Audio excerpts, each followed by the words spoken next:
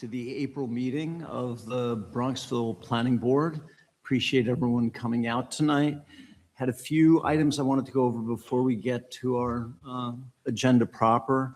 The first is that the application from 8 Paddington Road, that's a residential modification, has been put off from this meeting. So if anyone happened to come to speak about from the public for 8 Paddington, that will not be on the agenda tonight, just to save you some time. So the only item on our agenda tonight is the Iona baseball field, and we'll dive into that after we go through the minutes. But I just wanted to sort of review the bidding and the status of this so everyone can understand where we stand and where we're going here. So at our last planning board meeting, we approved a negative SECRA declaration. That's basically a set of state-provided guidelines where we have to take a position as to whether or not this would have a negative impact along the lines of the items listed in the statute. And we approved a negative declaration for the Iona baseball project at that meeting. Since that meeting, we have approved, we've sent this on to the zoning board, and the zoning board had a meeting at which the various variances that were required for the project were also approved. There are 2 more steps along the way. One that will be reviewed at the meeting tonight, and then if that goes according to schedule, there would then be a final meeting on the project at our May meeting. And the meeting tonight, and the applicant will have a chance to discuss all this, is to discuss conditions, potential conditions that could be attached to any site plan approval for the process. So in going through that, we're going to hear from the applicant, and they will have things to say, and they will update us on status and give us their thoughts. We'll then have a public meeting tonight where members of the public can give us their thoughts on this project. And then we'll have a discussion among the board about the potential conditions we might want to attach to this if we are going to approve the Iona baseball project. The first step tonight is to discuss the conditions, because then what we would have at the subsequent meeting is the actual site plan approval. And for the site plan approval, to be properly considered, we need the conditions that we want attached to that to be properly stated. And we need council's help to do that in a way that, will stand the test of time and actual use of the field. And so that's why tonight we discuss the conditions, reach some sort of agreement on them. And only at the next meeting would we have our council's resolutions to consider and perhaps adopt. The one other thing I wanted to say at the outset before we dive into this is everyone up here is a volunteer. All these are folks who've been appointed by the mayor and who give freely of their time and effort and take time out of their busy lives to try to help this village consider applications like this. And so I just want to thank everyone on the board for their service. That's something we don't say often enough. So with that, if we could, one thing, Christina, yeah. It's okay.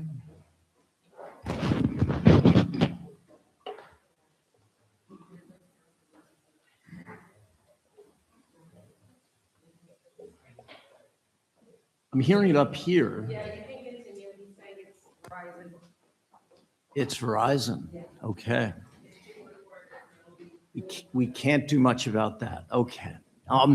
So with that, our first order of business is the review and approval of the minutes of our March meeting. Has everyone reviewed?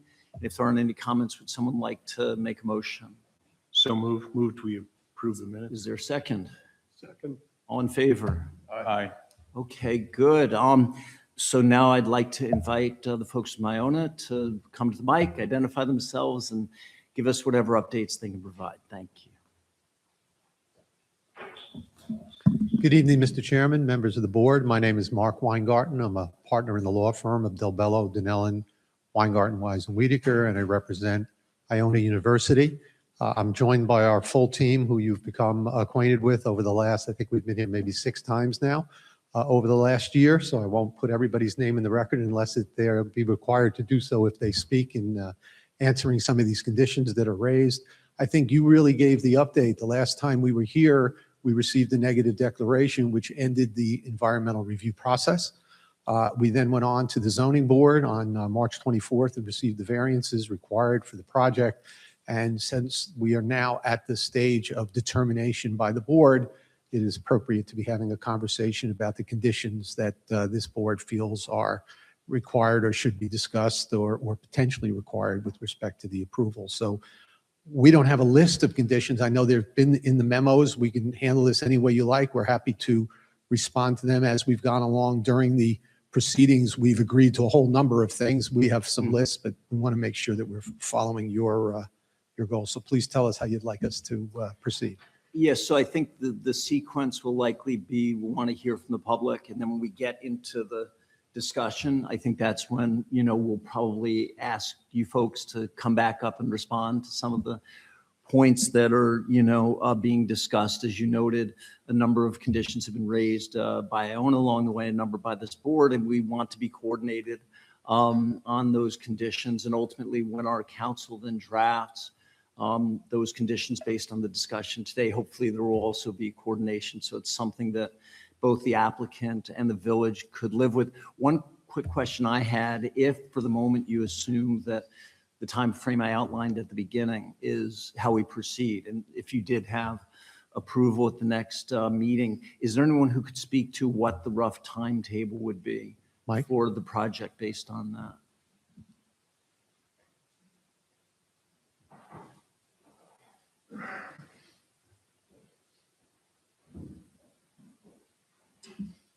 Hi, Mike Smirglio from Iona. So a timetable would be, if we were to, from the point that we receive approval, we'd then release SLAM and our engineers to finalize the prints, to incorporate all the changes that we've discussed here at the previous meetings. That will take anywhere from 3 to 4 weeks, and then we go through an RFP process. The RFP could take anywhere from 4 to 6 weeks, and then we take about another week to 2 weeks to award a contract.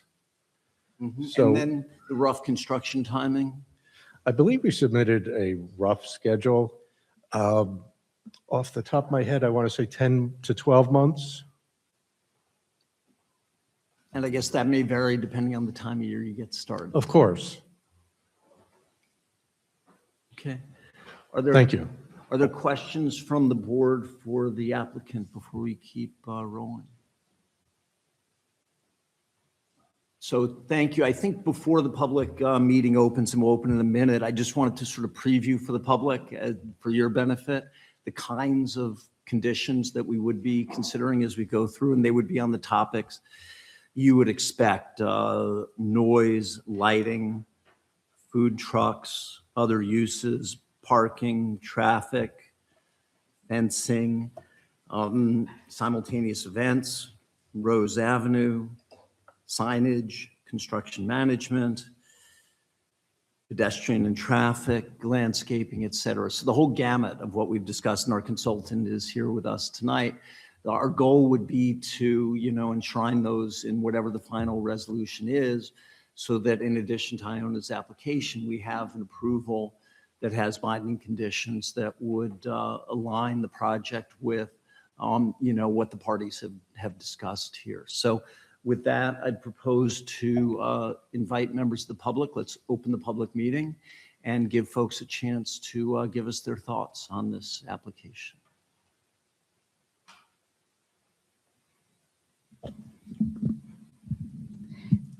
Hi, everyone. Chair Goldman and members of the Planning Board. My name is Julie Clark, and I am speaking on behalf of my husband and myself because he could not be here. We have lived on Hobart Street for 35 years and have lived in Bronxville for 42. My children grew up playing on the Concordia fields. Sitting with my daughter tonight, I learned that her practices were actually, she's 41, were actually at Concordia Fields, which I did not even know before tonight. But I do know that Concordia Fields were open to Bronxville and available to residents, whereas now they're chained and not available to residents. So my question is, what is this field doing for Bronxville? You know what, I have to stop and get my glasses. It's all good. Take your time. You're not the only one who needs them.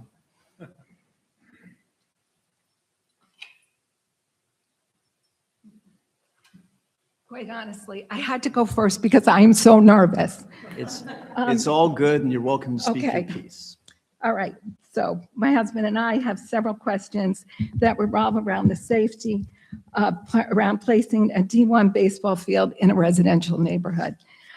I'd like to clarify that the people of Hobart Street purchased our homes next to a D2 sleepy baseball field where spectators brought their own lawn chairs.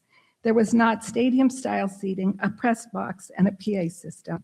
The city of New Rochelle, where Iona presently plays baseball, denied a PA system for their stadium.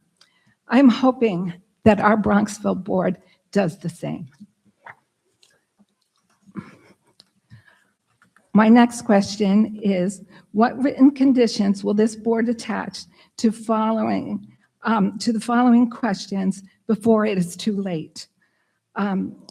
Number one, I'm asking the board to require written conditions addressing 1, hours of operation, 2, noise levels, 3, construction and environmental impact, 4, event day caps, 5, lighting limitations, 6, seating restrictions, 7, concession stands be prohibited, and 8, most importantly, prohibit third-party rentals.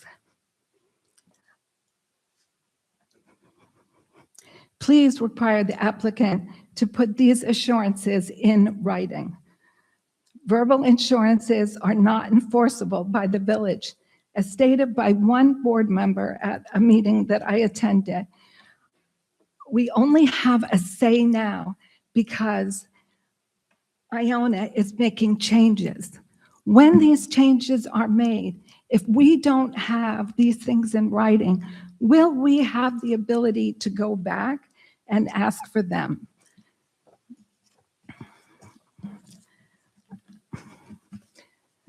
How can you guarantee that Iona will not rent out fields for third-party revenue for tournament travel, ball showcases, etc.?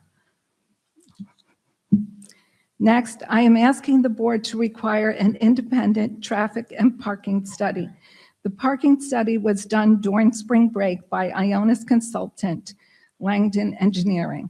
This study is not representative of game day traffic. Hobart is the first left to go back into town after the field. It was mentioned at a previous meeting that 2 security guards would be directing traffic and parking. This is not sufficient for D1. Hobart is a residential street not designed to take the traffic exiting D1 baseball game.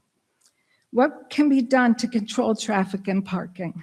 Can this street be closed to everyone other than residents on game days?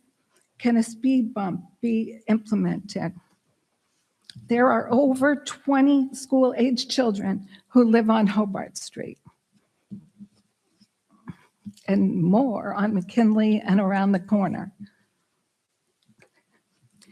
Bronxville should have its own independent study to determine the impact of things we are requesting that are important to the neighbors of the baseball field.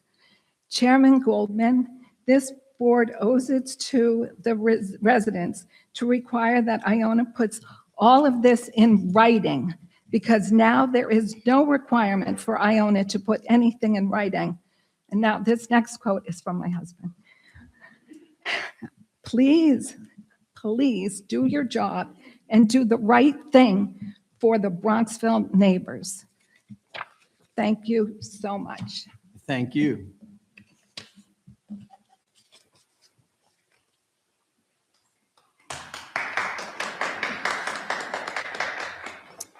Who would like to come up next? Please. Thank you. I want to make sure you can hear me. Sound is my thing. Loud and clear. Okay. Loud and Good clear. evening. I want to echo the thank you that Chairman Goldman just expressed. I know you're volunteers, and thank you for making the time to help us be a better village. My name is Carolyn Moriarty, and my family has lived at 44 Edgewood Lane for 32 years. I'm also a Concordia Conservatory board member and parent of a Concordia student, but I'm here primarily tonight as a neighbor.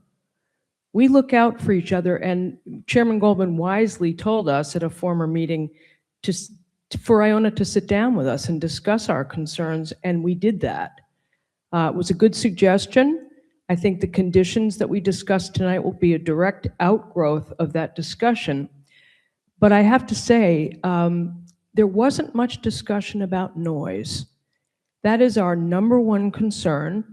In fact, we've engaged Trinity Associates to do a follow-up consulting study because we don't feel the first one was adequate. We don't think the timing of when it was done was accurate. So if the board can agree to that condition tonight, we are happy to take on that responsibility of overseeing another acoustic study, which serves everyone's needs in the neighborhood. I think it's important to point out, to echo what Julie Clark said, no one in the neighborhood objects to fixing up an existing baseball facility that needs repair. We're all aware of that. But to convert it to a Division I baseball stadium is quite a leap for a neighborhood as close as we are. The village code sound system is very clear, prohibiting PA systems, and it says the operation of any device for amplification of sound in such a manner or with such volume as to annoy or disturb or endanger the comfort or repose of others. It's very clear. So I think we have to make that one of our conditions tonight, that we will reserve approval until the sound study is completed. And finally, we implore the board not to give this project final approval without a more detailed study and commitment in writing from the applicant that they will comply with all of the village noise codes, lighting, etc. Not in theory, but in reality. Thank you. Thank you. I have copies of that. Thank you. Hi, good evening, everybody. My name is Joseph Farisi. I live at 5 Hobart Street, so I'm right across the street from the field. And I don't have the tenure or the history of living in Bronxville as the two previous speakers, but I do have deeper roots as I've been coming here my whole life, as my grandparents lived in Yonkers, and my first orthodontist was actually right in Bronxville on Pondfield. So I know the area well, very committed to keeping it as special as it is. And I'll start off by saying I am late to the party on this one. I had no idea how far along this project was. I had no idea how far it was with you guys. And I did speak at the zoning board meeting, and the comment or the response there was, after the fact, was that I spoke to the wrong committee. So I said, okay, we came back, we did a little bit more research. Now I've got a couple of questions that I'd like to get on the record as well, because I'm trying to play catch up. So please indulge me for this. Did I hear you correctly, Chairman, when you said there'll be no decision tonight? There is no final decision tonight. There can be a decision on conditions, but any ultimate approval would be at a subsequent meeting. So after tonight's meeting, this project does not have a stamp of approval to move forward. That's correct. Okay, so we're going to come up with conditions, let the community in our neighborhood come back with what we think about the conditions, and then hopefully negotiate properly with Iona in good faith. I can't really comment on how the process will go from there. All I can tell you is that final approval will not happen tonight. Okay, so just a couple of things that I'd like to ask if we can. So your obligation, to my understanding, is to the community of Bronxville, which is the residents here, not Iona College, which is fine. All for Iona buying Concordia, all for them refurbishing and making it a great university. No issue at all with that. The field, as it stands right now, and when we bought our homes, was a Division II field at the most. And if you go way back, barely, Division II with different baseballs, different bats, completely different players. So to turn a Division II field into a Division I field makes absolutely no sense. And I'm sure, like I said before at the zoning board, if anybody up there has played baseball, you know it's a different game. Trying to jam a Division I field that is significantly below NCAA guidelines creates all sorts of issues, not only for the residents, for you as the planning board, and for the town itself. It just on its surface doesn't make sense. Just because there was a baseball field there when Iona bought the property does not mean they are entitled to a Division I baseball field with a press box, microphones, and all the other stuff that comes with it. On its surface, it makes absolutely no sense logistically for this to be even considered. But that's maybe something that you'll have to come up with as we move this process forward. Section 310-43 of the Village Code grants this board explicit authority to retain independent experts at the cost of the applicant. So my question to you is, how many independent experts has this board retained? And it can be, for the sake of time, regarding noise, traffic, safety, environmental issues.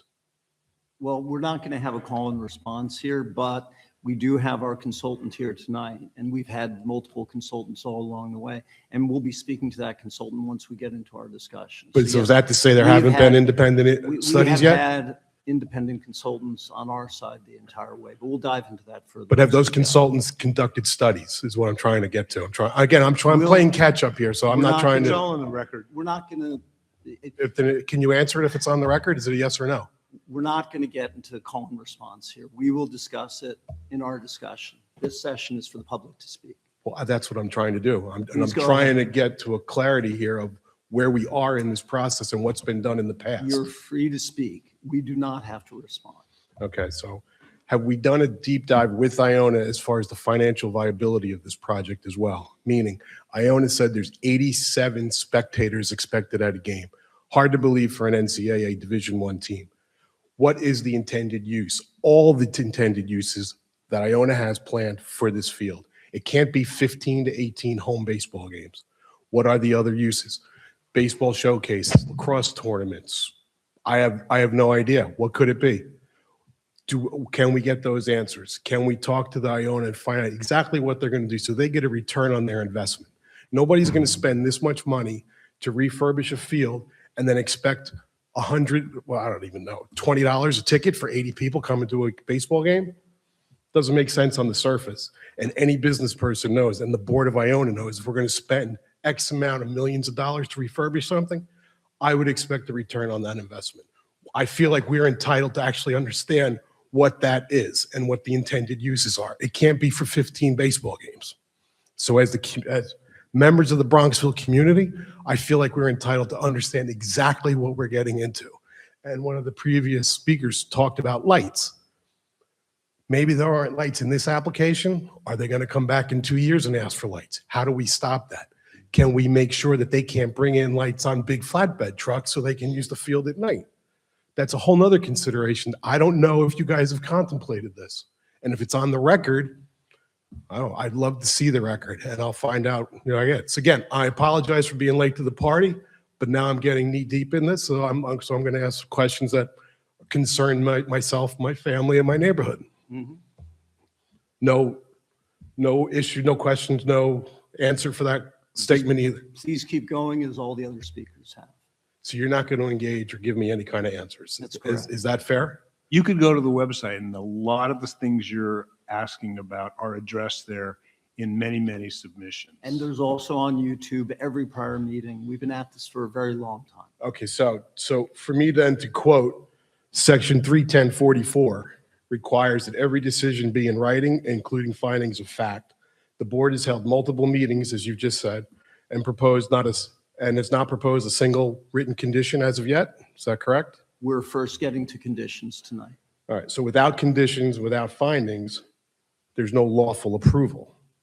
I'd like to know what the conditions the board intends to impose and how are we going to go about that?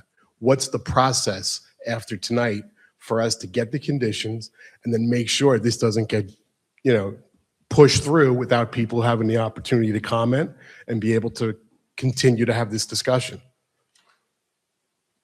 May as well keep going. This is very frustrating. I mean, you guys have been at this for over a year and you can't answer? This is not the forum. All right, that's fair. So what would be the forum then? Let me ask you that. This is a public meeting. So in the public meeting, the public has the opportunity to each come up in their turn, provide us with their feedback. Once we absorb that feedback, we close the public meeting and we have a discussion among ourselves. That's the procedure for us and all boards. It's not a back and forth. And then what happens after that? After that, the board takes action in an open forum. Everyone will be aware of it, and there will be a subsequent. So we'll have another meeting like this where you guys can then tell us what the conditions are? That's what he said at the beginning of the At the meeting. very beginning, were you here at the very beginning? So as of right now, there's I been, walked through the entire process at the beginning. Okay. I don't know if you were here. Okay. Oh, okay. So I took everyone through this at the beginning. like I said, I of the- apologize for having Yeah. to be repetitive. Yeah. So to this point, there's been no discussions with Iona as far as what the community issues are and any of these concerns? at I all? didn't say that. Okay, so there's been, Don't put words in my mouth. I'm asking a question. You're coming in late and asking questions that have already been asked and answered. So please make your statement and let other people speak. Well, I guess at this point, there's really nothing else to talk about. If you're not going to answer any questions or get up beyond the record.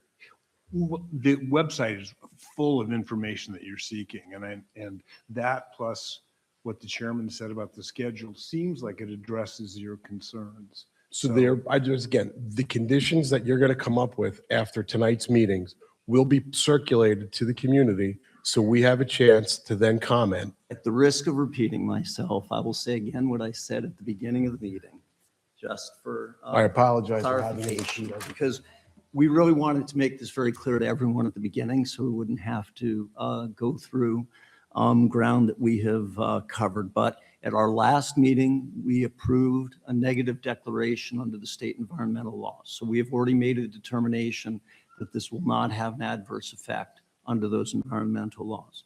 The zoning board then approved at their subsequent meeting this application's variances. Those things are already behind us.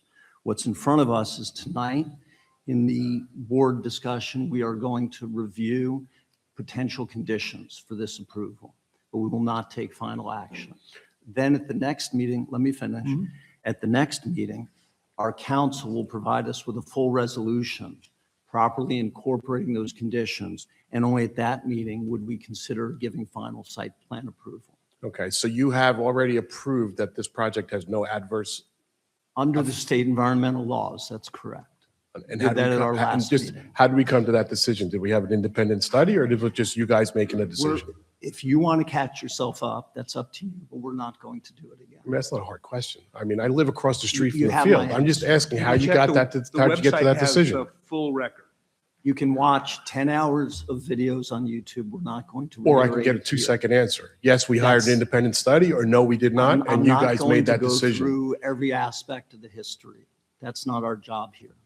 Why, kind of it is your job. I mean, you're chairman of the planning board and you guys are all members of the planning board. Your job is to explain to the community why this has no adverse impact or how you arrived at that decision.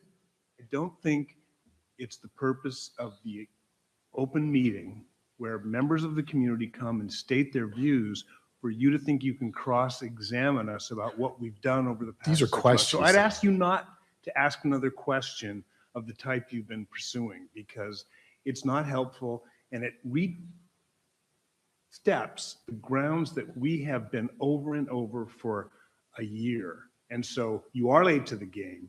And I think there are ways for you to catch up other than taking this whole group's time to repeat what has happened. So thanks for your comments and please, no more cross-examination. Your comments are noted, okay? I you. appreciate that. Very, very unproductive, but thank you for the time. Thank you. Okay, another party from the public, please feel free to come on up.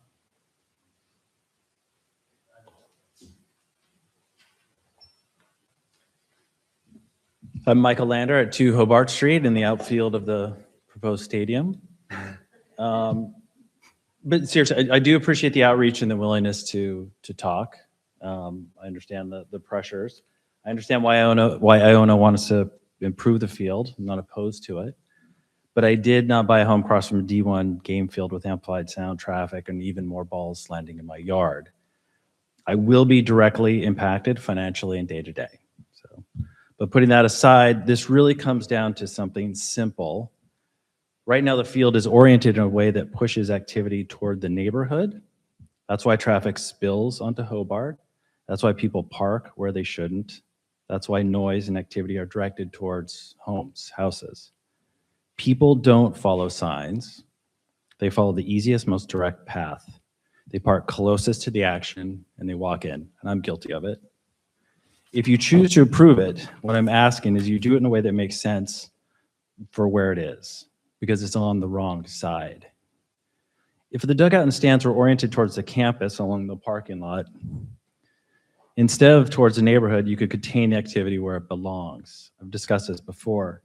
You stop the traffic on Hobart and the side roads, you reduce the parking spillover and reduce noise into homes. You have 2 existing traffic lights you can upgrade right there to control the situation. It's a cleaner, more logical solution, rather than trying to manage behavior with signs and enforcement. That's why the soccer field causes frustration.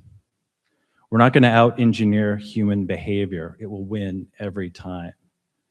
If this is going forward, do it right. Don't force a 1960s layout into a much higher level of use. Thank you. Thank you.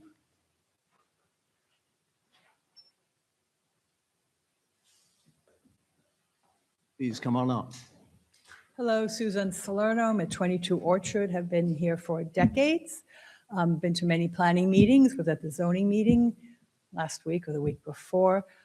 And that is where we all learned that rather than just 20 attendees at these games, there's an average of 87, which I think was a shock to all of us. So it ranged, I think, between 60 and 120. And that is, I think, I could be wrong, on the current field, which is just a community field, a city field that is not, doesn't have any amenities. So I can imagine people would be more interested in attending a baseball game in a field that has amenities, concessions, lighting, something lovely. So in addition to the 87, I imagine there would be many more attendees.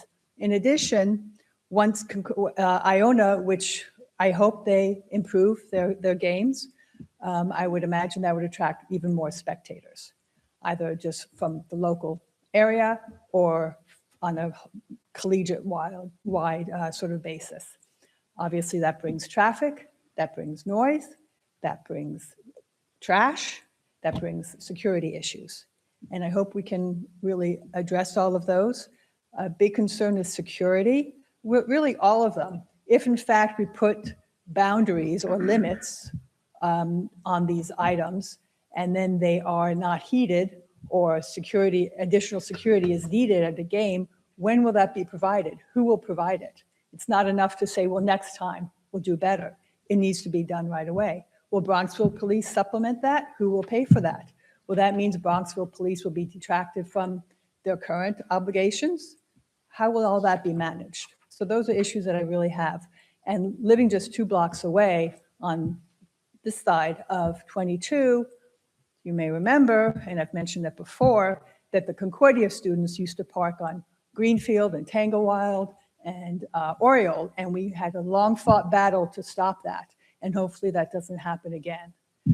Hopefully we don't encounter that again. In addition, we all know that we just won a battle with the Bronxville school not to put lights, and that was not just a lighting issue, it was the noise, the traffic, the waste, the security that would come along with extra games, day, night, whatever it is. And the village has spoken. This doesn't fit. Doesn't fit in the school, and I understand they have a different jurisdiction, but nonetheless, the neighbors have spoken. The town has spoken. This doesn't belong in Bronxville. Thank you. Thank you.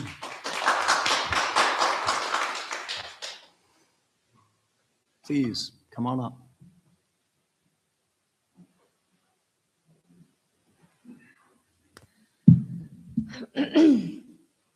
Hi guys, Emily Johnston here. I live just down the street from where this baseball field will be renovated. And I want to start by saying that I do see the upside, right? And I do think that Iona has the right to have quality facilities, and we should want them to have quality facilities. But as neighbors, we're also the ones that have to live with that impact, that day-to-day impact, and that construction, the traffic, the noise, and the long-term increase in use. Right now, it feels like our community is getting all of the downside and none of the upside of this construction. And that's why I'm asking Iona, and if there's a condition to be placed with Iona, to lean in and be a partner to the neighborhood, especially Bronxville and Tuckahoe, by carving out time for our local schools and our community to use this field, which is something that I'm not sure if you've thought of or if it's been discussed, but field space is tight. And that's, one of the relations with the lights and all of that stuff. And it was a driver of that thing. And our schools are constantly scrambling for safe and decent places for children to practice and to play. And now we have presumably there will be a top-notch field literally in our backyards. Iona has the opportunity to offer preferred slots, regular community use time. Give us something back. It would send a strong signal that they see and respect the people who live around this campus. And it would also take a lot of the heat off of this project, I believe, from the families that live around it, because we'd be sharing in the benefit and not just the inconvenience of it. So as we talk about the noise and the traffic and the disruption that this project brings, and I agree that it does, and I think that they're all valid points. But as we continue down this path, I ask that our communities share in some of that upside.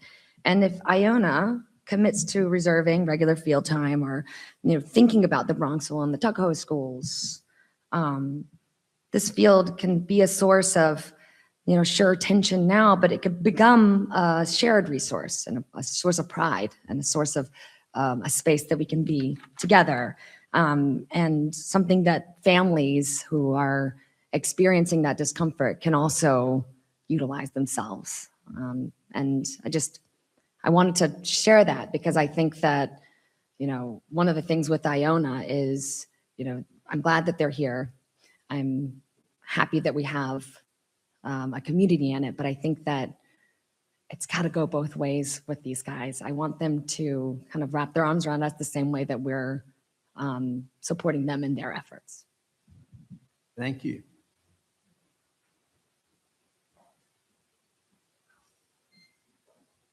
Other members of the public, please feel free.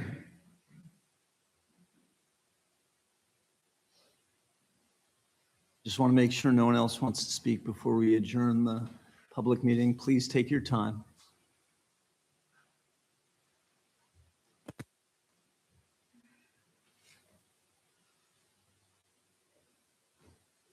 All right, I left my paper at home, so I'm gonna have to read it from my phone. Please, before you vote tonight, I ask you to slow down and think carefully about the consequences of this decision. Your name and where you. Oh yeah, Maria It's Sigorni, Maria, right? Yeah. 37 North Road. I know you know me well.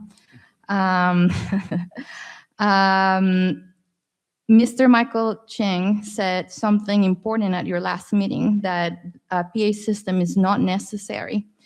And he was right. This project can function without amplified sound. The request for a PA system is not a necessity, is a convenience, and is a self-created need. Yet for the families who live around this field, it would fundamentally change our homes and our quality of life. Bronxville's own noise ordinance prohibits loud and unusual noise that disturbs the comfort and repose of residents. If you approve a PA system tonight, you will be approving something that is inconsistent with the very law you are sworn to uphold. I ask you to honor Mr. Cheng's position and make clear tonight that there will be no PA system, no amplified sound, and no noise producing a scoreboard. I also want to put something else on the record. My home has never experienced flooding, not once. We have lived through major rainstorms without any flooding issues. If this project moves forward after construction, my home or my neighbors' homes begin to flood, that will not be an accident or a surprise. You have heard the concerns, you have been warned, and you know that Iona has already caused flooding problems for the neighbors directly next to the field in the past. They came and they talked to you personally about their homes. I was here when they did it. Iona has refused to meet with neighbors. We sent them letters, they never even replied to us. They didn't want to meet with us. They refused to sign an agreement with the conservatory. They have not acted like a good neighbor throughout this process. That is why it's so important that the board protect the residents tonight. If you approve this project, you must, at the very least, impose strict and enforceable conditions that protect the surrounding homes. But most importantly, please do not approve the sound system. Mr. Cheng was right. It is unnecessary, and once approved, the damage cannot be undone. Thank you. Thank you.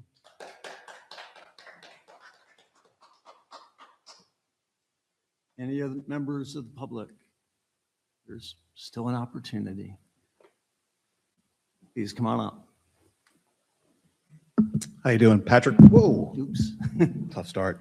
Patrick Burke, 17 Hobart Street, lifelong resident of Bronxville. I just wanted, all the concerns that the residents have made are valid, and I want to amplify them. But there's one I just want to point out is the traffic. Right now, there is a bottleneck on 22. By where 22 and Winter Hill is, there are two lights. It's backed up from Chapel to that light every day. 4 o'clock, 5 o'clock, it's it. You try to get around it, you can't. So here's what happens. People get super aggravated. And what do? They make a beeline down Hobart where kids are playing. Mrs. Clark raised it. There are 20 kids under 10 years old on that street. They don't want it. People are going to go for the most expedient, fastest way to get to town or to Yonkers or wherever. They're going to come right down Hobart Hill. So please, I implore you to put some conditions on, not just a couple security guards that are going to sit there, some real conditions on the safety of the neighborhood when people see that traffic and they're trying to get through. Thank you. Thank you.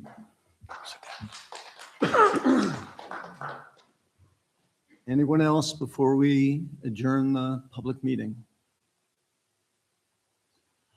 Okay, well, thanks everyone for that. I think we're going to go ahead and adjourn the public meeting.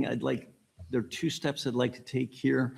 One is I'd like for a consultant to come to the mic and speak about the work that has been done to date to provide our own review of this opportunity. If you could please come on up and chat about it, that would be good. And then I want to give the applicant a chance to say anything that they want to say, given what the public had said, whether something or nothing, that's up to them, but I want to give them that chance. So please first, our consultant.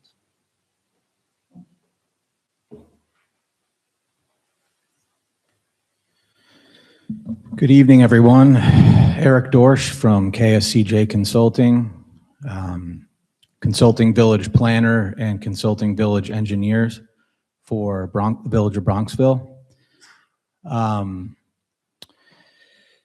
So as the chair said, we've been at this for some time. I'll remind everyone that as the reviewing planner and engineer for this project, it wasn't myself alone, it was my fellow colleagues in the office who are engineers, site planners, environmental planners, landscape architects. So we're looking at this through various lenses and various angles. And I also would like to remind everyone that we've approached this the whole time as in an effort to remain as unbiased as possible, to give a fair review and fair correspondence as we've been hired to do for review of this application to the planning board.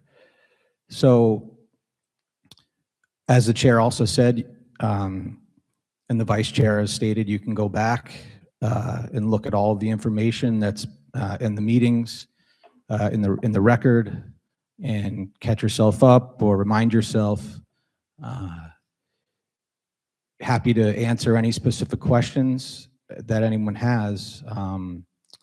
But it's been an extensive review process. We've followed all the standard New York State seeker process, the State Environmental Quality Review Act, from soup to nuts. And that's been on the record. We've followed all the standard planning and zoning regulations that the village has, also New York State planning and zoning laws that are above and beyond village law. And I think it's been a very comprehensive process, and everybody has weighed in appropriately, and we've looked at various site elements, stormwater management, noise, light, vehicular circulation, pedestrian circulation, parking levels. We also worked with Collier's Engineering as a subconsultant who was brought onto the project as a traffic engineer who reviewed the 2 parking studies that were submitted. I think one was stated, but there also was a subsequent parking study that was conducted by the applicant based on the submitted drawings and specifications and project. And I think there's been all valid points raised, and I think this is a process that needs to continue. And I think that's a general overview. Happy to continue to answer any more specific questions as we keep going. The only thing I wanted to toss at you is, I think there was a question raised during the public meeting about on what basis we had approved the negative declaration at the last meeting under SECRA. And one of the key bases was the work that our consultants had done independently over many months to validate the submissions that Iona had done on every front. And I just wanted you to have a chance to say whether or not that's the case. Oh, absolutely, yeah. So if anybody wants to catch up on the SECRA process, you can go to the New York State website, and there's a whole outline of the process and what it requires and all of the steps along the way. There are Part 1, Part 2, and Part 3 environmental assessment forms that are required to be filled out, and they're judged and held against the applicant's package of information and specifications that's submitted. The public has a chance to speak on those and review those and comment, and there are requirements that, based on all of those 3 parts, that the applicant has to provide information for, and it's all on public record. And there's state standards that need to be met for certain environmental components and qualities. So without having that paper in front of me right now, everyone can kind of follow up on those metrics of review that are statewide, which this project has gone through.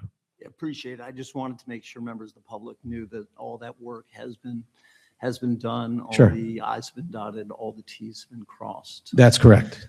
To this point. Are there any other questions for our consultant before we give the applicant a chance to speak? Okay, if not, would the applicant like to provide us with any update before we go into our board discussion? Thank you. Again, for the record, Mark Weingarten, and thank you for the opportunity to address the board. Just going through a few things because we're at the end and the focus is upon conditions. So we're talking about the things that are let's call them the concerns that are regarding our site plan application. But for a few things of reminder, this is a 9-acre site for this baseball field.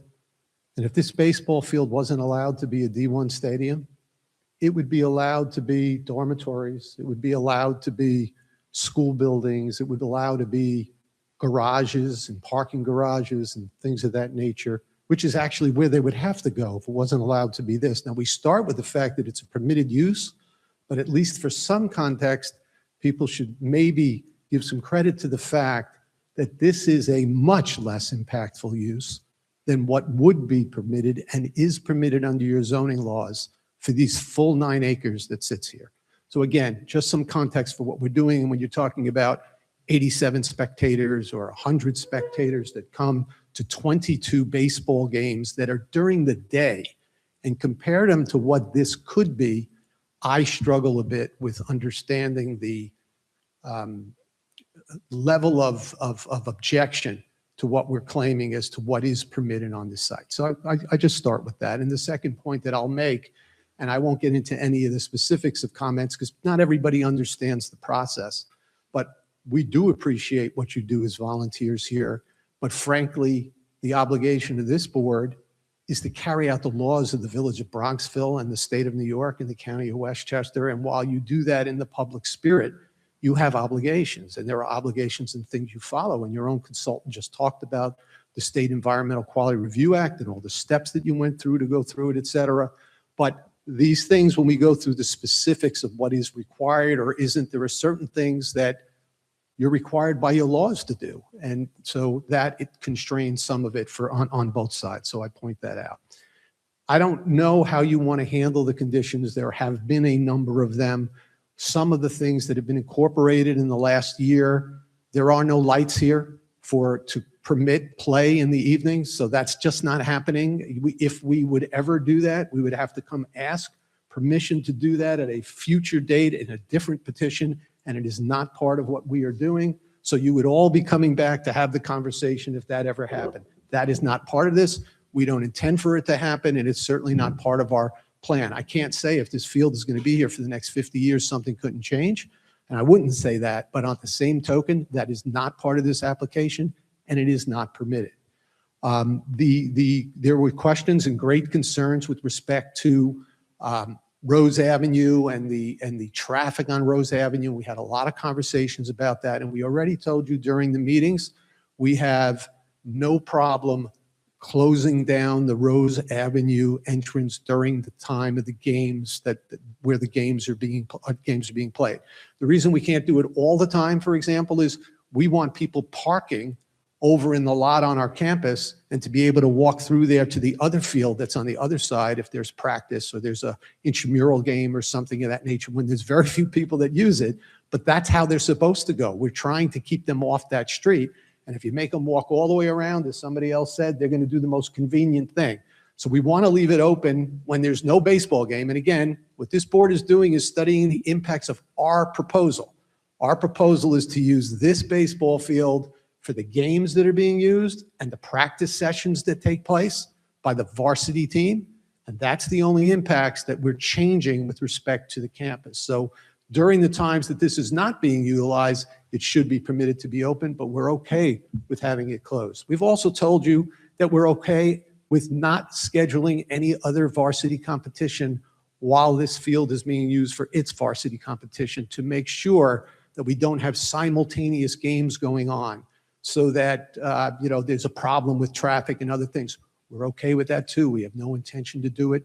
We're not going to do it. There'll be practice games going on. There's intramurals. The kids use the fields. There's physical education classes that go on.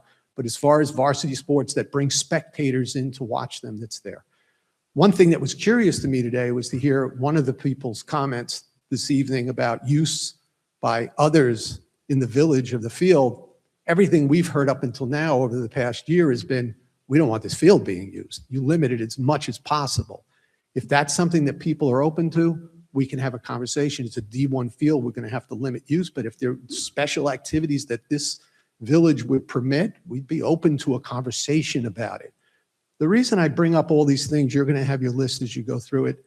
It's very important, at least to me, who sat through here for the last year, for people to understand that while you may say that we sit here and we haven't been a good neighbor or we haven't done anything, there has been a tremendous amount of compromise. There has been a tremendous amount of money that's been added to this proposal as far as the expense, because things have been asked of the university.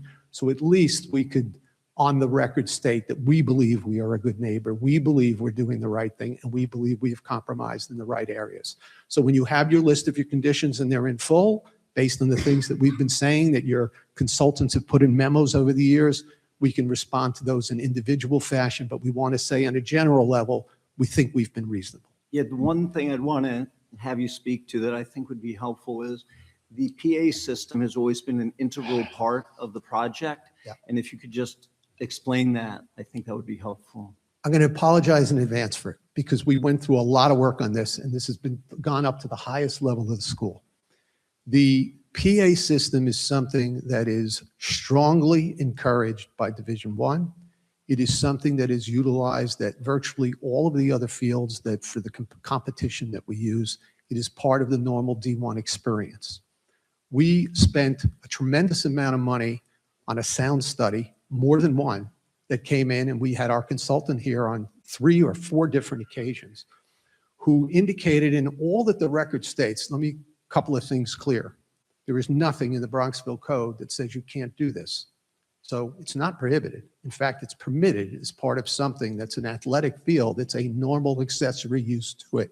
So it is permitted. There are restrictions on it within your code as to what you can do to where you would get to a level of nuisance. Those restrictions generally in your code are restricted between 11 o'clock at night and 7 a.m. in the morning, not during the day when we're using the field.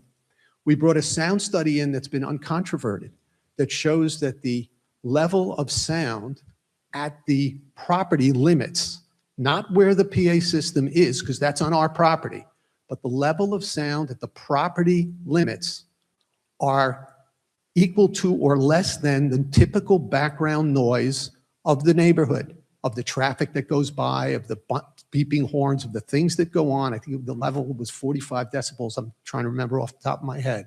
But we have an uncontroverted study in there talking about the noise. In my opinion, we have a legal right to it. We actually went through a tremendous process within the university to determine whether we would say we don't need it, whether we would say we'll wait a year to accept it. And Frank, I'm here to report on behalf of my client. It's something that they are still pressing to be part of and it is still part of their project. It's something that they do want to have as part of their field for the use of their varsity athletics. And actually, one more point. The other point that they made on that was that it also has emergency and safety purposes to it, and that it is utilized in the case of an emergency during a game. If there's lightning that's in the area, people are asked to leave and things of that nature. And that's another reason that they wanted to have it. It was part of the instruction that Michael gave me before today. Okay, any other questions from the board, please? I've asked this before, but just want to clarify because it came up a couple of times tonight that there's going to be about 22 daytime games plus playoffs, et cetera. And I've asked before about you renting it out to third party. You've always said, I think, no. Right.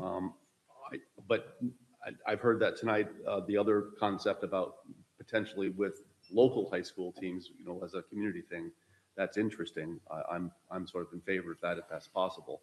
But I just want to make sure that everyone hears what I heard, that we are willing to accept so much money. You're not intending. Right. We are willing to accept a condition that limits us in that fashion, that we will not use it for, we have no intention of this D1 field being utilized as renting this particular field out for other use. We're not doing it. If you want to leave open some ability to have community events or things of that nature, we're willing to hear that. But that was the condition you asked for, and that is a condition we accepted.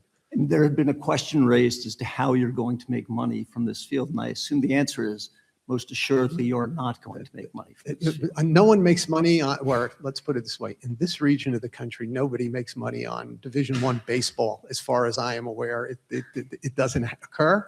It's something that's here that the school does, and it's a benefit to its people. No, actually, that costs the school money. That's not how they make. The players, if you were good enough to have that. But no, the school does not make money on it and has no intention of doing so. Was there another question, Mike? I didn't know if you had.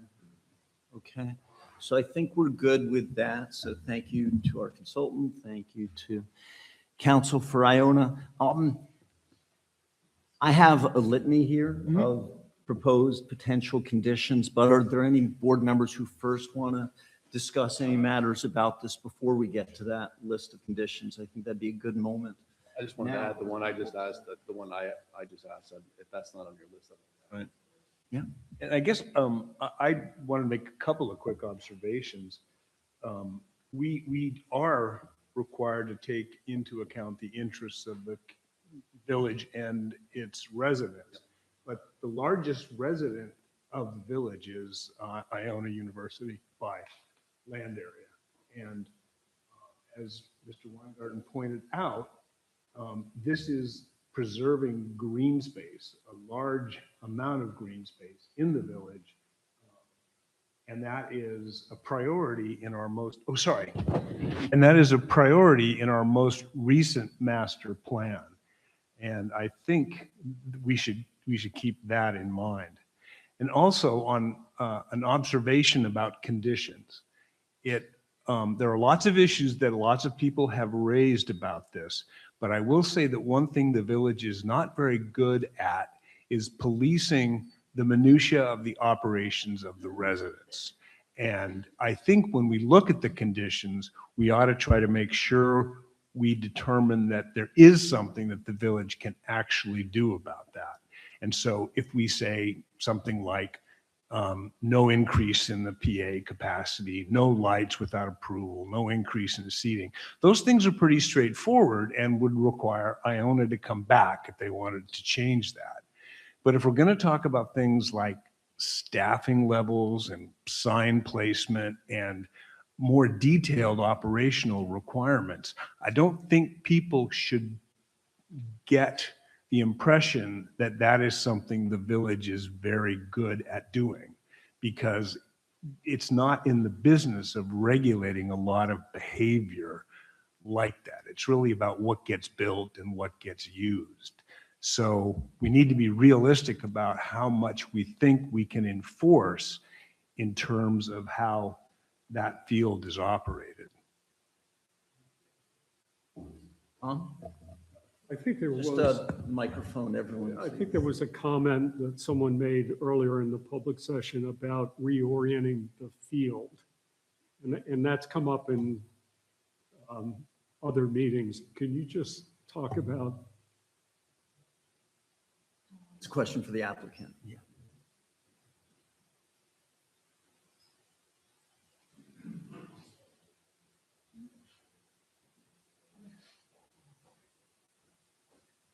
They've looked at this and they've looked at and I think this came up very early in the process, probably close to a year ago. And we talked to our architects about it and they went through and looked at it. It didn't work. So it just, I don't have a particular answer for you, but it just didn't work. And it's also a much larger construction project to change it around, and where you would put, again, where would you put the stands, when you go through the design. I mean, if you want more, we can have our architect get up and talk about it, but it's just not something that was feasible. But it was looked at. We did. We looked at, you actually, I think it was at the very first meeting that you asked us to look at it, and it just wasn't something that worked. I have a question for you while you're up there. I'm very confused about the status of the fence on Rose Avenue.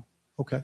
Because at times during baseball games, and I don't know how much before and how much after, that fence will be closed, discouraging people from parking there and dropping off. You mean the gate? The gate. Gate. The gate. Let's call that the gate. Because you were trying to direct traffic onto, let's call it by the conservatory parking lot, which Correct. is where people should go, and then walk along the pathway to the baseball game. Correct. But you're saying when baseball games are not in session, you want the gate to be opened so that people will then park at, again, the conservatory lot and walk down the walkway through the gate to the soccer field. And I worry that when people are sometimes saying, okay, the gate's going to be open, I can use it. The gate's going to be closed, I shouldn't be using it. And I ask that because I think the concept is good. It's how you communicate that concept to all the people that are coming for the first time, traveling. How do you direct that traffic? And the other partial question would be, for soccer, are they supposed to use the parking lot to the east of 22? Because you also have a walkway there, and actually there is a gate at that crosswalk to enter the soccer field. So I'm just trying to understand, how is traffic supposed to get to the soccer field, and how should we be thinking about the gate? It's soccer, and it's also, there's tennis courts there, et cetera. There are a limited number of parking spaces over by the soccer field, and those are permitted to be used, and they are the easiest and most convenient one to be used, and they will be used. At times when there are events there that there are spectators, what we're trying to do there is encourage them to, if there's no parking, is to park in the lot. Again, you called it the conservatory lot on the other side of the field, and have a convenient way for them to walk over so that they won't park on the street.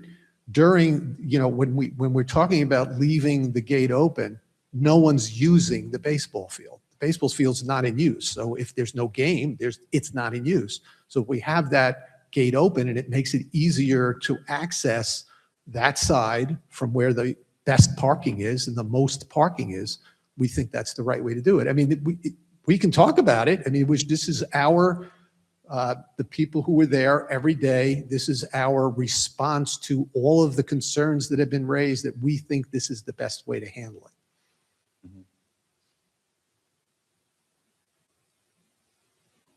Other questions by the board for the applicant? If not, any discussion by the board that you'd like to have before I start going through the little filibuster of the litany of potential? By the way, I left out one other compromise, which you reminded me on, which I thought was where you were going with your question was, and it was part of the variance discussions that we had, that the netting on the Rose Avenue side was lifted from 20 feet to 40 feet. And we also mentioned that we had purchased a batting cage for practice, which is when more of the balls are hit, that extends out and blocks most of the balls that would be heading out towards the right field stand. So those are also conditions that we have this batting cage. We've purchased it. We're going to use it. And the netting on Rose Avenue at the request of this board has now been extended 120 feet down Rose to the level of 40 feet. That was another compromise. I think that's a perfect segue, because that's one of the conditions that I was going to be going through. So yeah, you might want to sit down before we add more conditions to the. I have a couple comments. Please, go ahead. When I first learned about the project, I have to admit I wasn't a big fan. I was concerned for the community and, D1 baseball field and its obvious issues. But having listened through many planning board meetings, I've respected the school's attempt to answer issues that the community has raised. And I think that they've done an excellent job of convincing me that they have the community's best interests at heart. However, I recognize, and I said this at the last meeting, that we sense a lot of fear and suspicion. And I tend to like to root for the underdog as often as possible. I think there are definite concerns about, moving forward. I think the conditions are essential. And I think that a liaison and how we kind of manage to appoint somebody to be in that very important position, not necessarily to monitor the minutia, because I agree that that's very difficult to do, but to really hit the big issues that occur. And I think noise is going to be one of them. Not just construction, but announcements. I think that the decibel number is going to be higher than predicted. And, for that reason, there should be somebody that's able to monitor it, maybe test at the time of games and, be there to listen. So just being compliant and being accountable once the project is underway, I think is essential to keep the peace.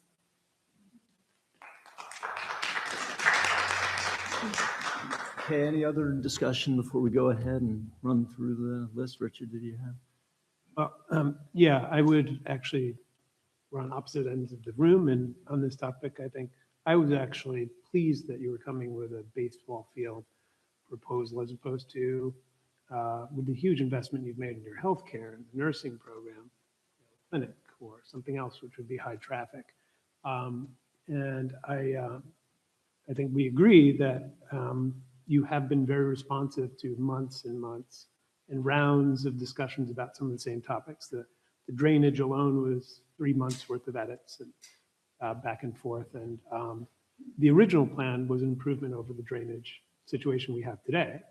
And the one that you landed on at the end is even better.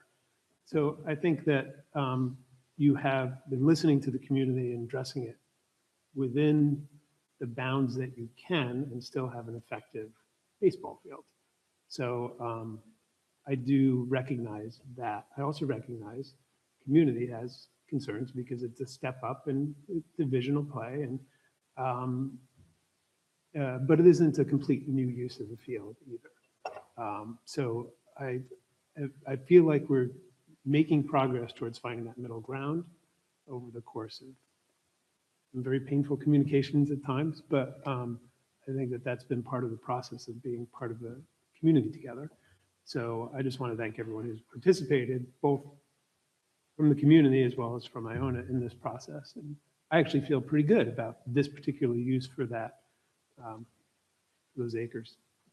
And I think picking up on that point, there's no question that the plan for this project has benefited from all of the community involvement and commentary that's taken place along the way. And I think the good news is Iona has very much taken that to heart in the changes they've made to the project on all these fronts. So with that, please have patience. I'm going to run through the proposed list. I have 15 here for those keeping score at home, and we'll do our best to run through them, and we'll give the applicant a chance to speak to them. But this is meant to be a preview of, if the board agrees, what would then be in a more formal resolution at the next meeting. Please.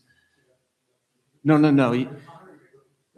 It'll be quicker for me to just run on through, and I'm sure you'll be able to note any concerns. I have confidence. Do it slow enough so we can take notes. Okay, so the first is to have our noise consultant provide language to lock in parameters for the sound system, including a provision that no additional amplification beyond that depicted in the application, portable or otherwise, will be permitted, and that the sound system will only be used during games. So that's number one, is with respect to noise. You add a noise level to that? That says this will include everything they said in their application about that. So their application has specific There is a limits on specific- decibel. With regard to no more than ambient. Well, It's- you're right. We might be specific as to the exact decibel level at the property It would boundary. be a decibel level. It wouldn't be ambient. They've done the testing to determine Right, but that whatever it's no the more ambient, than, I forget what it, 40?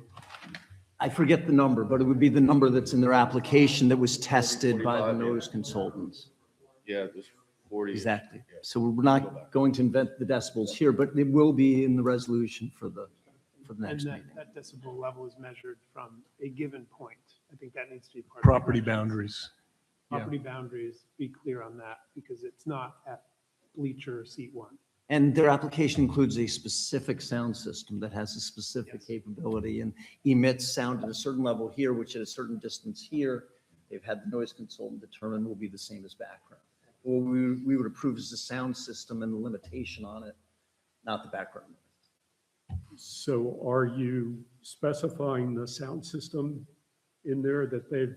I believe they've already, opted out? Because I think this is somewhat unique in that it's directed sound for a specific area. it's a specific system. However, I'm not sure we should specify a specific system as long, because if there is a better system that can meet the requirements at the boundary, we should let them, I don't want to have them come back in 40 years and say, The requirement is that it not be a megaphone, that is blasting, that it be specific Like the sources. school has. Exactly. We've all experienced that.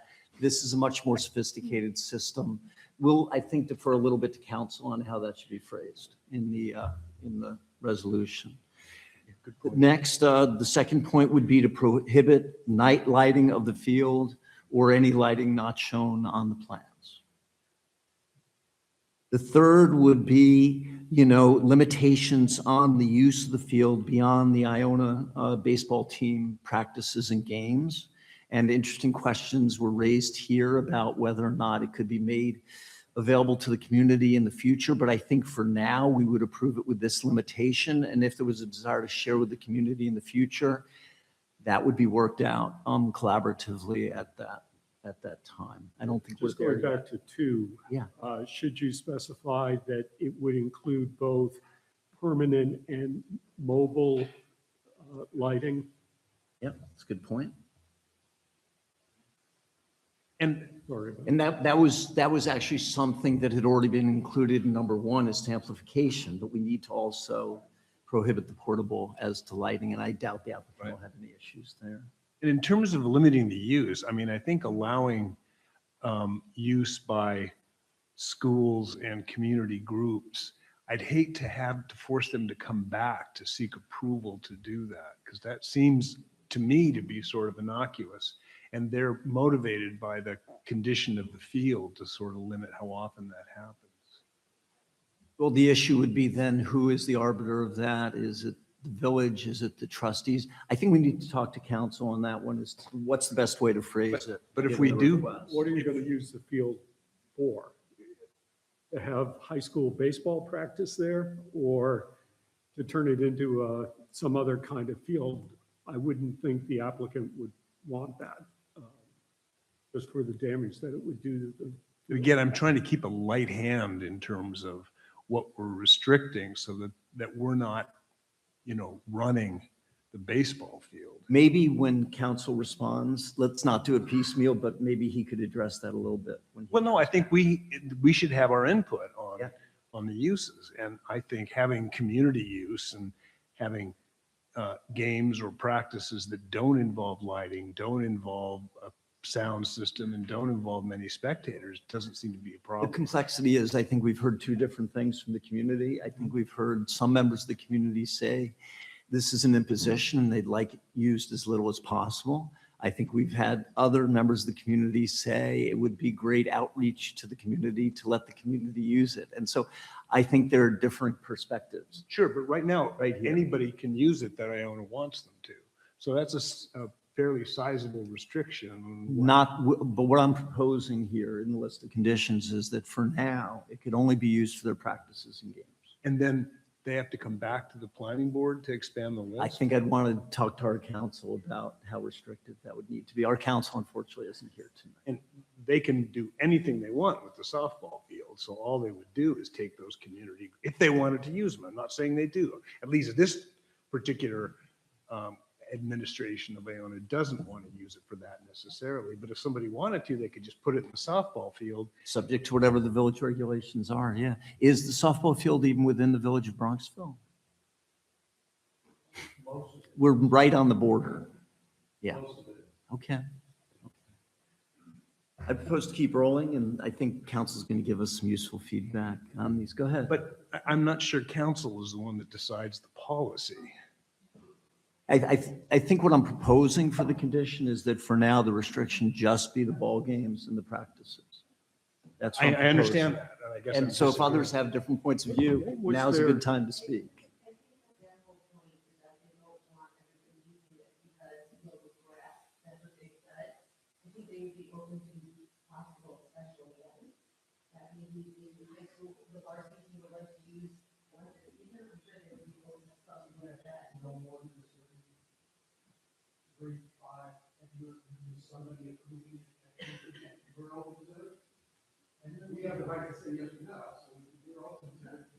But that way they wouldn't have to come back to us with one. Right. I just am philosophically opposed to have the planning board overseeing the operation. Micromanaging. Yeah, exactly.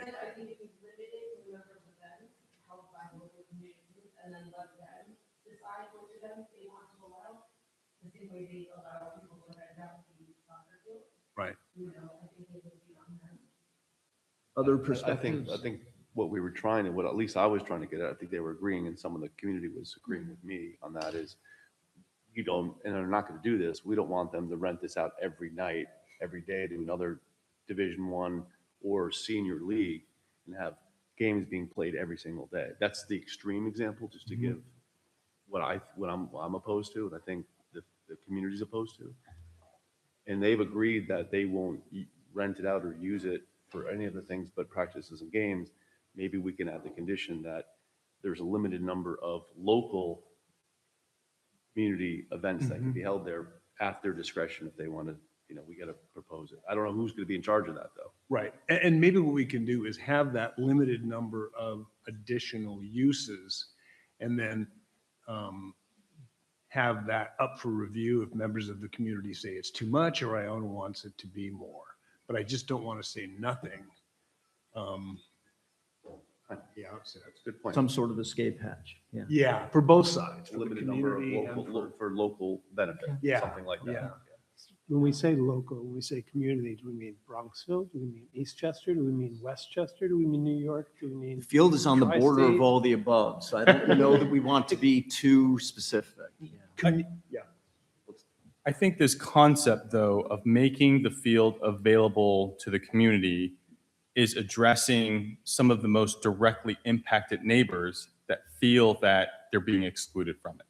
So if you look at the most impacted neighbors, those are the constituents in the Bronxville and Tuckahoe School District, right? And so I think it's when I would define community as those two school districts that would have an opportunity to discuss with Iona on having some access. And I think it goes a long way that I appreciate Iona has said that is a discussion that they're interested in having. And I think it goes a long way to building those relationships and trust with the local community. And I think what we don't want are what the community members are saying, what they don't want is a over 50 league from Chappaqua coming in and renting the facility and causing a lot of traffic. If it's your neighbor and it's your little kid that's causing the traffic, they're like, we can deal with that because that's my child. The only thing I'm cognizant of as we consider this and capping the number is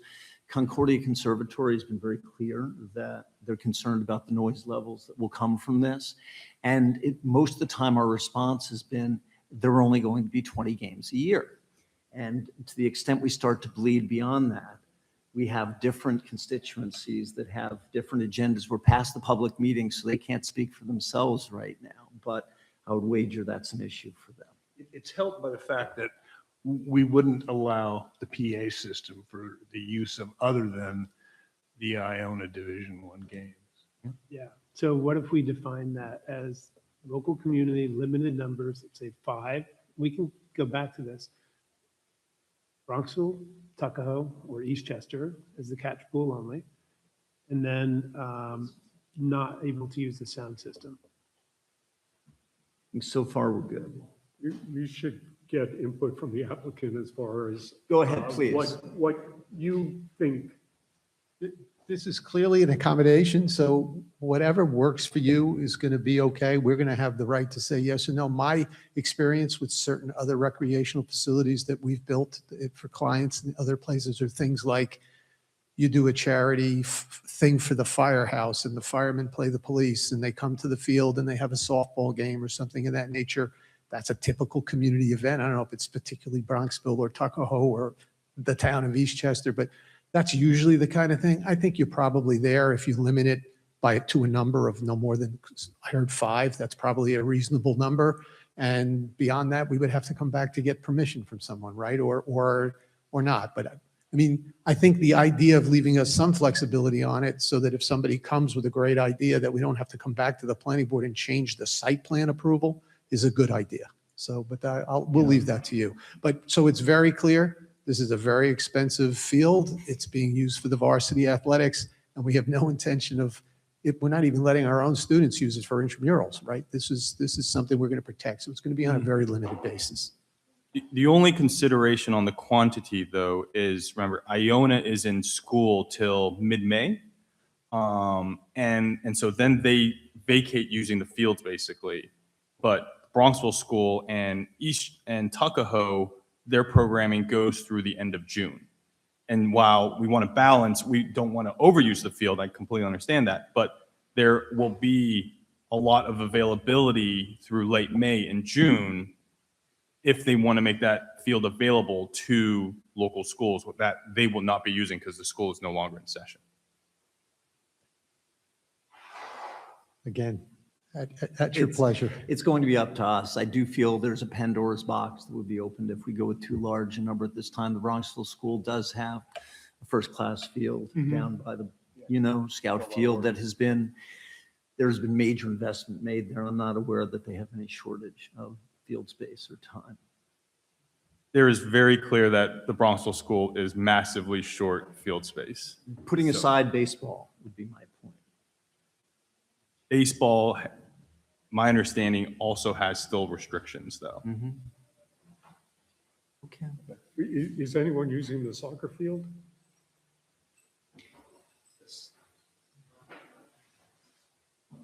I mean, it seems like There was a question about how the soccer field, which I believe is in Tuckahoe, just to make matters more complex, is that used by the community?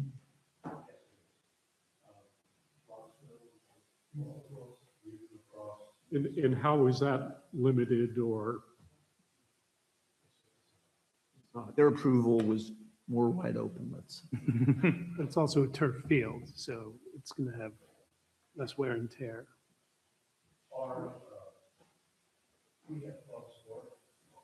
Why don't you hit the mic and identify, please? Sorry, Mike Smirglio again. We have club sports internal, and they have first dibs on the field. So they're scheduled out through their whole season. And then to fill in the spots, if we get requests primarily from the youth lacrosse organization, we fill in with that. And others as well. I'm just using them as an example. But it does sound like the baseball field is not going to be intensively used, so this is not a real issue for Iona. It's not going to be turf, it's going to be natural grass. So we have to be cognizant as the owners of that field on the maintenance of it. However, what we've done at the Iona New Rochelle campus with our softball field and so on is occasionally for the community run softball clinics on that field over here. We may entertain running baseball clinics for youth groups. But I don't know about more than a couple games a year from external organizations. So an outside number you'd be comfortable with? I'd have to talk internally. Okay. But it's not 30, it's closer to 10. It may even be a little less than 10. Okay. Yeah. Okay. Thank you. Okay. I'll stand down. No. This is our moment, because when we get to the next meeting, council will have prepared very complete and detailed resolutions. We can still amend those. Yes. It'll be more complex at that time. This is a great moment to discuss these. Or the conditions on access to the field, I think a framework I propose is it is available for, they would make it available for use for Bronxville or Tuckahoe schools for bracketed X number of dates. And between this meeting and the next meeting, I'd ask Iona to dialogue with those constituencies to have a discussion on what is some reasonable amount that both parties can advise us to that makes sense. And then we can kind of refine that number. And that number, What uses for the Bronxville and Tuckahoe schools? use of the baseball field To play baseball? Games, practices, clinics. To have a camp? to Have a practice, Practice? to practice baseball for those. So they're baseball Schools. uses. It's not a carnival. Memorial Day. To use the field as it has been constructed to be used. So your suggestion is that the folks at Iona communicate with the two school districts between here and the next meeting to come up with a position that they would communicate presumably to our council between here and there? Yeah, if that's the discussion of what or do they want us to impose it out? It's two parties that we're trying to give them access to the field, or they're trying to work together on access to the field. If the school says, no, we don't want any, then we can say, okay, it's zero. School's gonna want some. I'm not from the school, so I can't speak to that. Just I don't need to- know that it's Iona's job to, determine that between here and there. I think we've put an awful lot of conditions on Iona along the way. This feels to me like a bridge too far. I think what's reasonable is for us to say to them, we'd like you in the future, if it's possible, to make it available, for, say, up to 5 events as defined, but I just don't want to put them through that drill. That's my opinion. Okay with that. Shall we keep rolling? Okay, number 4. We're up to number 4, which is a limitation on the location of food trucks or trailers and prohibition on their having amplified sound. Council, please let me know if I'm going too fast. Number 5, a requirement that all netting and fencing shown on plans be in place at all times and be kept in good repair. Condition 6 would be to embody in our approval the parking and traffic attendant provisions that the applicant has proposed. 7 would be similar. It would be regarding the event wayfaring signage as set forth in the traffic management plan submission. Condition 8 would be that the village administrator may require adjustments to the traffic management plan in the future if he determines it is not working adequately. This way we would not be micromanaging the village manager. So, And how would we extend that to Rose Ave?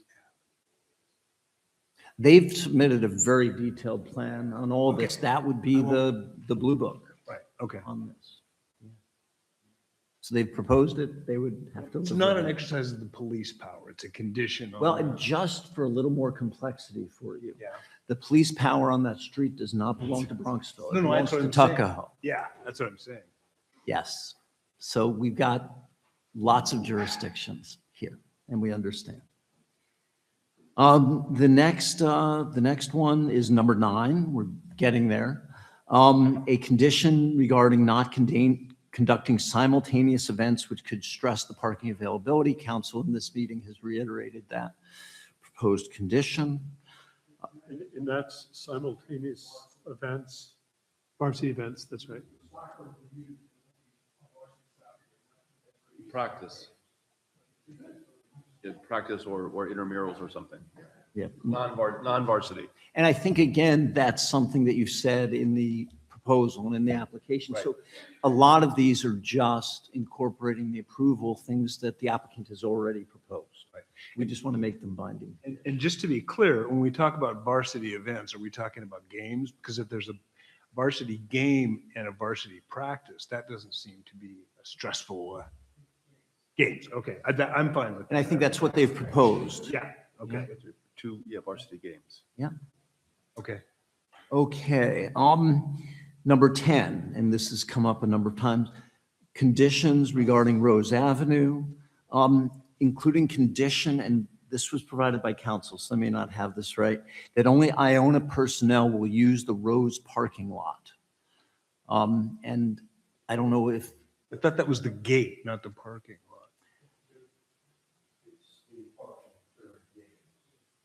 It is the parking lot? So it's the parking we're looking at right there. Is that correct? The soccer parking? It's along the street.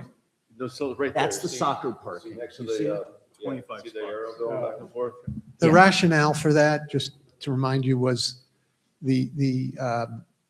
those parking spaces, we want to discourage people from using those during games because they're not going to have the ability to walk in.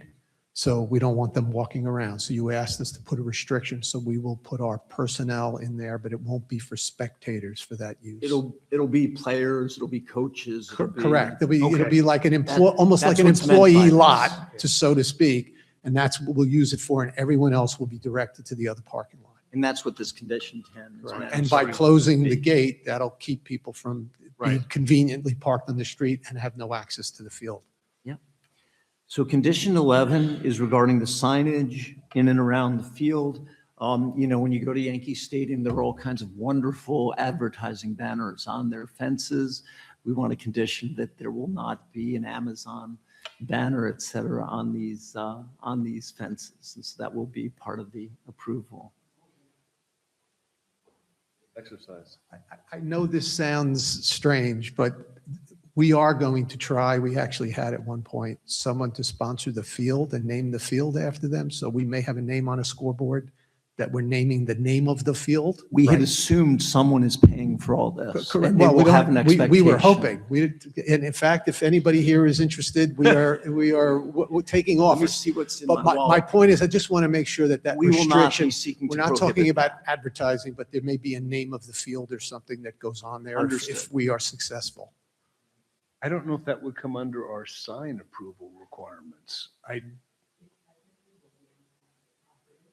Mhm.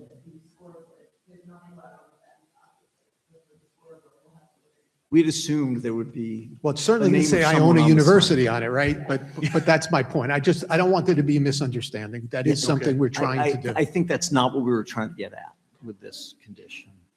So maybe we just accept out the scoreboard. Yep. Point.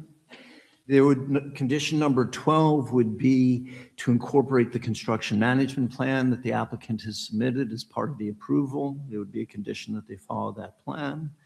Condition 13, the famous batting cage. We would propose that the batting cage usage, which will mitigate stray balls during practices, that it be used.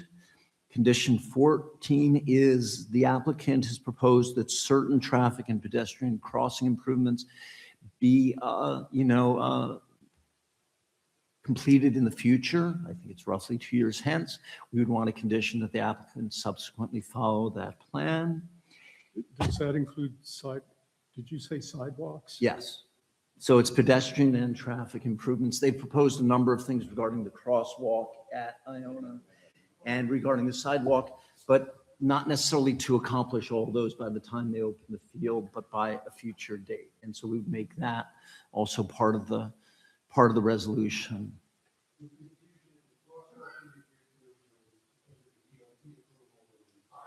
Yes. I think there was one section of sidewalk, I don't know exactly what it was. Does our consultant know? Because maybe he could help us out here, because I don't. I recall, but we should review what was in the record to be sure that it was the only condition within the 2 years post-construction was improvement of the crosswalk, the pedestrian crosswalk across Route 22 from West to East Campus. Any improvement of sidewalks, whether on Route 22, White Plains Road, or Rose Avenue, was not a part of that agreement. But it has been a request by village police and others. I thought there was a Rose Avenue sidewalk being proposed. I feel like that was in an earlier iteration of There's a portion of sidewalk on Rose Avenue that's in the proposal. You can kind of see it there, and it is to be utilized as access to the dugout. The applicant can correct me if I misstate anything, but also to the gate there and the bullpen. So pitchers can move from the bullpen to the field and vice versa during the game. Right, but those are more walkways than street sidewalks. It is at the street, at the curb, at the street side, but it does not continue up to Route 22, White Plains That's part of Road. the project. This was meant to reference future ones. And I think what both counsel for the applicant and our consultant are saying to us is, as far as they know, there are no required future sidewalk improvements. Yes, the university has just committed to the crosswalk improvements within 2 years post-construction, not any sidewalk additions. So I would mark this to say pedestrian crossing improvement. Number 15 would be, and this is the last one regarding the landscape plan, that staff, and I assume this is reference to village staff, can require it to be enhanced or adjusted as we see at the end of construction, and that failing plantings will be replaced. I think these are all fairly standard conditions. So please walk us through any where you have concerns or issues. We'll talk out loud and I'll ask everybody here if that, I didn't have any other that, I didn't follow you on number 4 and understand what that was. So I'd like to hear that repeated. Let's do that again. So a limitation on the location of food trucks. On the plan, there's a particular site where you're planning to have them. Right. So we would like them to be in that neighborhood. So we can have them, but only in that area. That's what we're proposing, and we don't want them to have amplified sound after we've done all these careful studies. If Mr. Softy comes in and ruins everything, that will be a concern. Okay. And so that was it? That was it, number 4. Okay, we're fine with that. Is there anything I'm missing, or we're? Hold on, there's just one thing here. Just while he's at the mic. No, I know, but that's, you said your figures changed. What was being pointed out was on the landscape plan. I think what we had talked about and agreed to was that if we have to make changes based on field conditions, that it would come out and we could make changes in accordance with a certain way. But it's not going to just, we don't like it, you got to go change something else. It came up when we were talking about where the fencing is up on 22, and we said we don't know where the rock is, and here's where we're putting the trees. We may have to change the location of a tree if there's a problem with a rock. And then the answer was we don't have to come back to you. There could be a method for doing that, but not that you're We do changing want our you to whole have to come landscape back to plan. Kevin. That's our point. Right, and that's fine. That's the condition we want to put in. Okay, as long as that's the case and not reopening everything you saw. Not We us. put it in and then all of a sudden you don't like it, kind of thing. I got It it. would be village staff, so. We want Kevin to have discretion, that's all. I walked up here without citing the number, but We'll find it had to do with the Amazon sign. Not that we want to do one. We do want to put our logo on the interior of the fence. Interior, not exterior. Correct. The outfield fence. Just to, not to make too fine a point of it, on the netting part or the maroon part? Yeah, okay. Okay.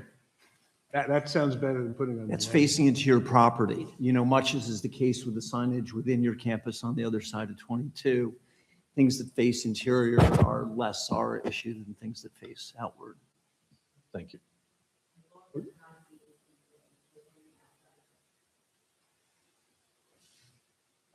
Go ahead, Tom, About, sorry. General cleanliness, trash, upkeep of the area.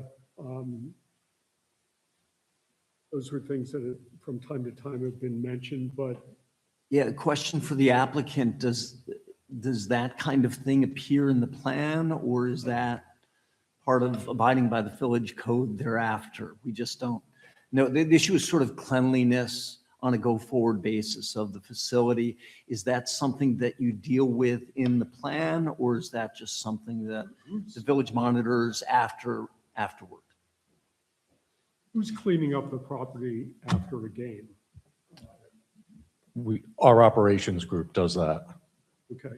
Can we make that a condition? or- I mean, I think that's, again, micromanagement. Nobody tells me I have to rake my lawn.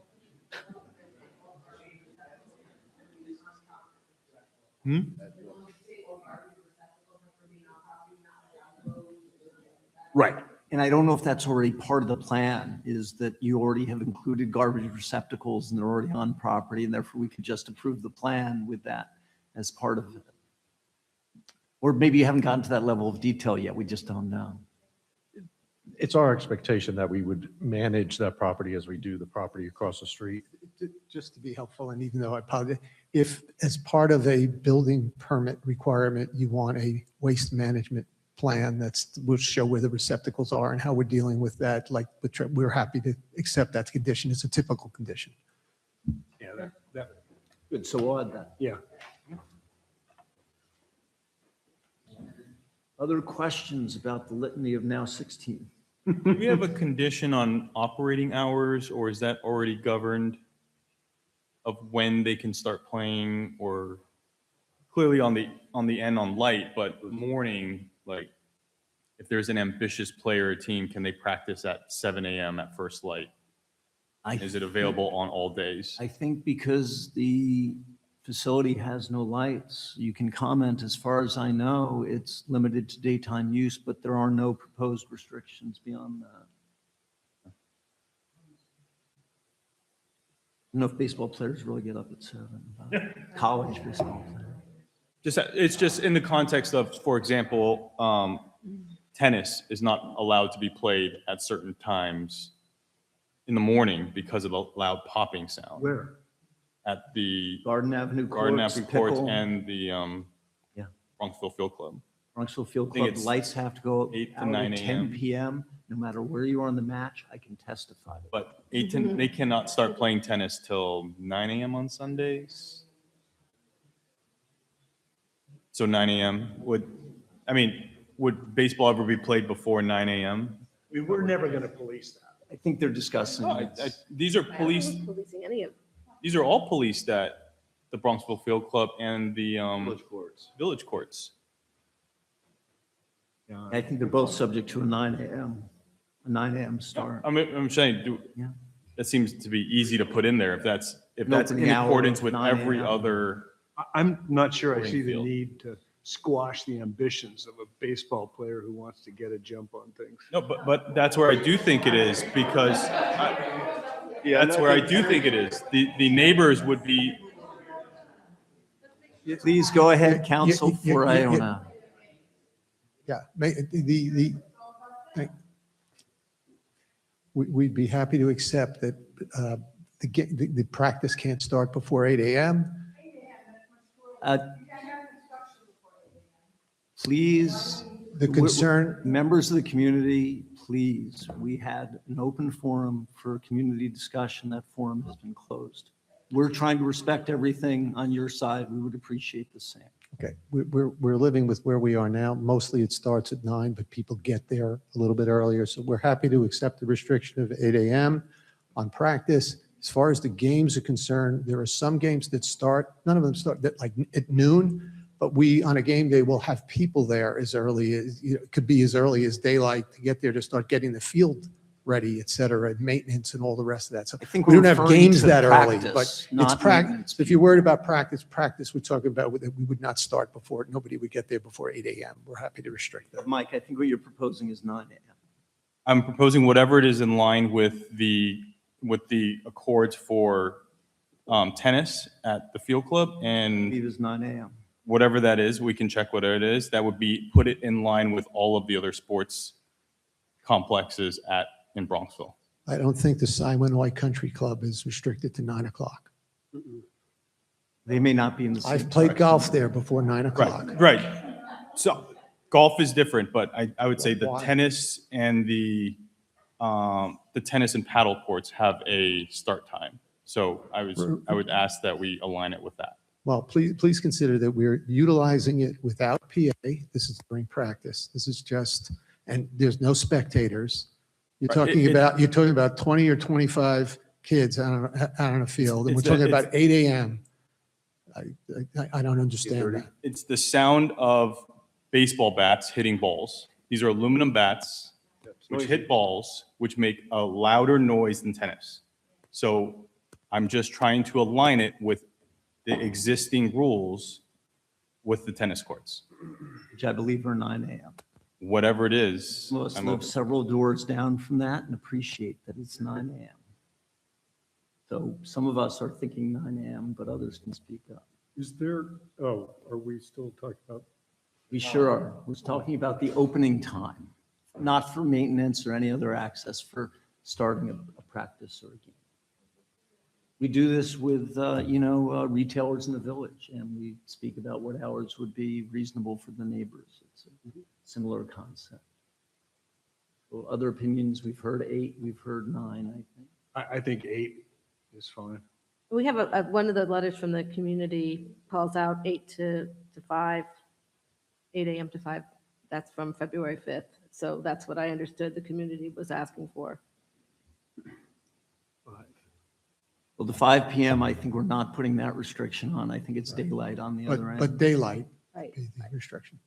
Our consultants may have something helpful to add. I just wanted to point out that I think Iona Country Club may be entirely not in Bronxville, or a large portion. It is officially in? It's completely out of Bronx. Right. It's So, not in Bronxville. so I just wanted to point that out for comparison, that it's not fully located in Bronxville. Yep, understood.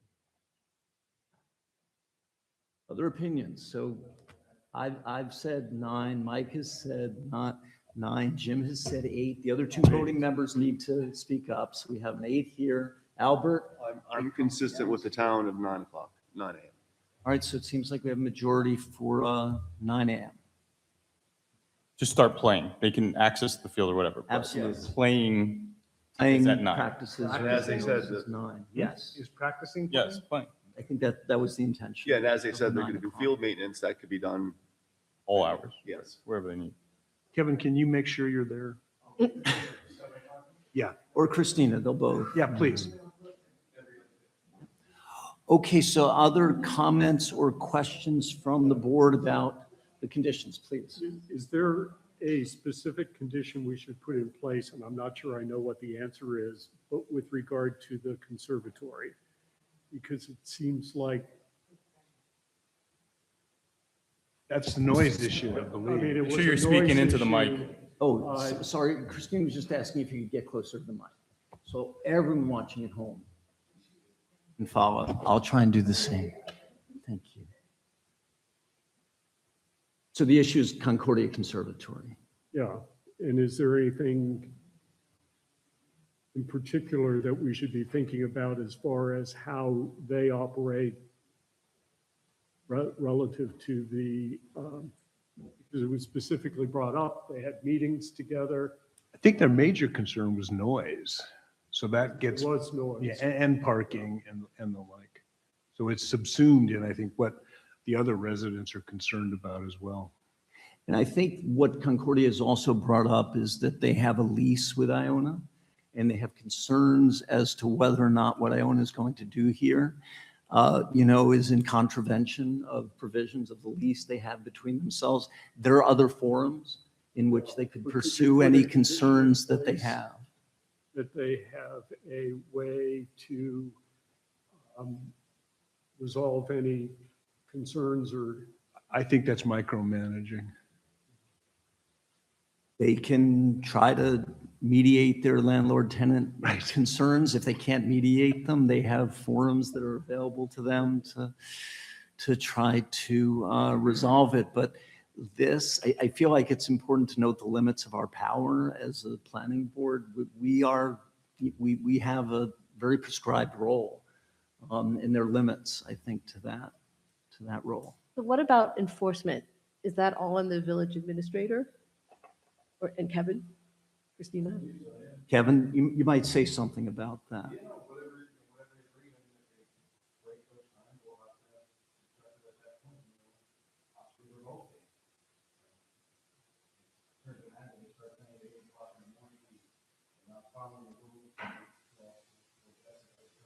And we're hopeful that it won't just be the village administrator, but that members of the community will do a good job of communicating any concerns. That's helpful. I have a question on tickets. Do you plan to sell tickets to for people to attend the game, or will it be free access? The response, just for those following along at home, was free access. I just want to be aware, I don't know whether it needs to be a condition, but currently what's popular is for people to stand on rows to watch the game. And because there's a lack of seating, hopefully with the seating, everyone would go sit there. But we would not want people to be stacked up on rows either, because if they were charging tickets, then they could watch the game for free, but we want to keep as much foot traffic off of rows. Weren't they saying that Rose is going to be just for administration? You're going to monitor that, close it off during games? The street will not be closed off. It's just the parking, is my understanding. Parking and the gate on the other side. Do you be able to, I'll be able to drive down Rose, or you won't let me? All the school buses have to go down. Everything has to go down roads. You're just going to monitor the parking lot, that little spot there. Yes. Are you going to windscreen, like is it going to be blocked off so people can't see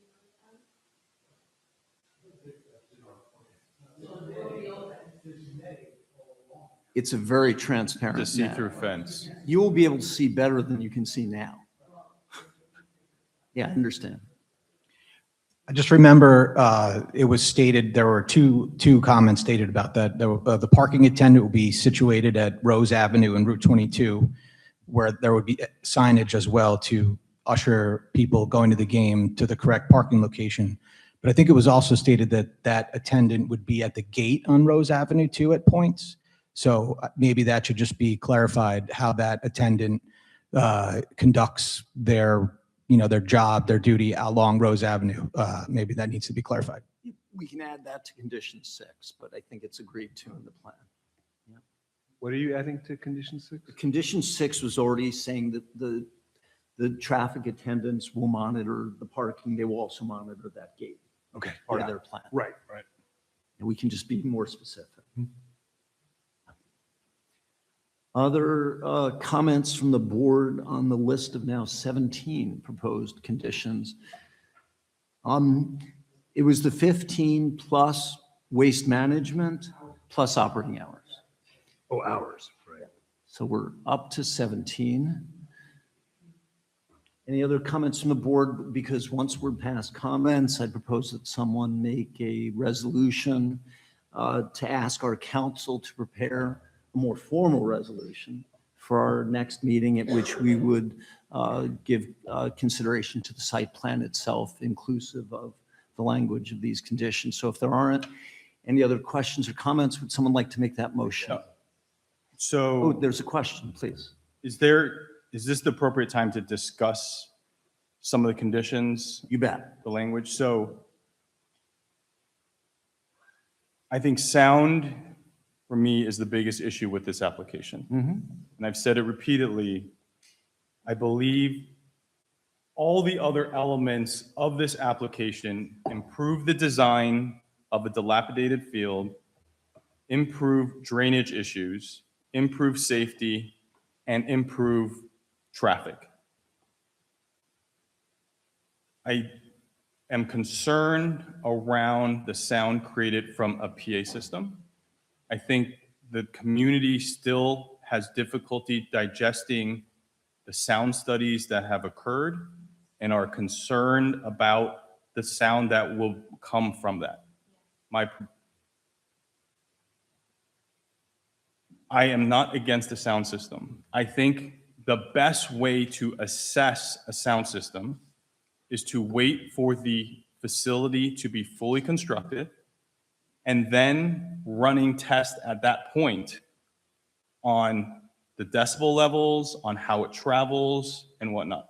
It does not prevent it allows, so delaying the review of that sound system allows the bulk of the application, the field, to go through today, uninhibited. It allows us to do a proper test of the sound system rather than a conceptual test. We can use it under the existing facilities as they really would be. And it holds Iona accountable for many of the promises that they have made about how construction would work and how sound would work, because it is through their good deeds on executing that I would be very supportive of granting them the sound system. And so I would rather see that the sound system be approved afterward and not part of this current application. Read the condition. Yeah, so, right. Okay, but even before we get to that, because I believe, Mike, what you're proposing would give this board the right to approve their application without the sound system. If they somehow agreed to that, they could come back to us a year from now, having spent an enormous sum on this facility under the assumption they would be able to have the sound system that they believe is integral to the project, and we would be free to just turn them down on that at that point. I believe that's what you're proposing. It'd be completely within our discretion. It would be to turn them down. Yes, just as it is completely in our discretion now. That captures my concern. It is in our discretion to turn them down now. For I understand. the comprehensiveness of it. I think it's a give and take. There is a huge portion of this application that will be approved with respect to the reconstruction of this field. I do not think that I have precluded approval of that sound system in the future. It is a two-step process is what I am proposing. But you're asking them to build the sound system without any objective standards for its performance and come back and seek to get approval or disapproval? Or are you saying that if they meet the objective standard of 48 decibels measured at the boundary of the property, then the sound system is approved? If it doesn't, they have to fix it. Is that, which of those would you be in favor? I'm having difficulty deciphering, but I think my. Sorry, it's my fault. I'm Just probably not looking being. for an objective standard. If things went in this direction, would they have an objective standard? And if they met that standard, they would not have to come back to this board, or would this board retain discretion to turn them down even if they You've meet written the that standard? into the conditions. The objective So, standard. I mean, how many sporting events do you go to where there's no announcements? No noise. I mean, it just, people are going to use sign language to announce a player or. And the emergency aspect of it too, that's something that. So there are solutions. So for an emergency aspect, they can have a speaker horn for emergencies. If it's an emergency, it doesn't happen all the time. And if there are many sports stadiums at the Division I level where the sound system breaks. They do not, having played Division I sports, I've seen that occur. We do not stop the game and say, you know what? We're going to postpone this game. They go on and play. The most important thing for Division I sports is the act of the players playing. The sound system is just for the spectators and whatnot. And I agree, it's great for them. But at the crux of it, it's for the students to be able to access the play. We are granting them that access today.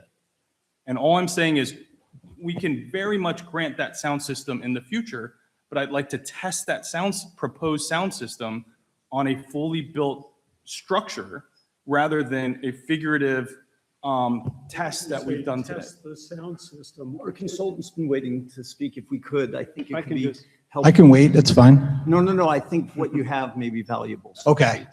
I think what Michael and James are going back and forth on is a similar perspective. And I think perhaps this could be handled like other quality assurance measures are usually done on typical projects. For example, the physical site plan of the building and the field and the layout and the stands and all the geometry and all the dimensions are submitted as they have been. And if they are approved, they're approved. They go into construction, and when they're built, a typical requirement for closeout of a project is for the applicant to submit as-built drawings that should represent and depict what was approved. And a common condition is that the applicant shall submit as-built drawings. Usually they're typically architectural drawings, landscape architectural drawings, and engineering drawings to justify that what was approved has been installed.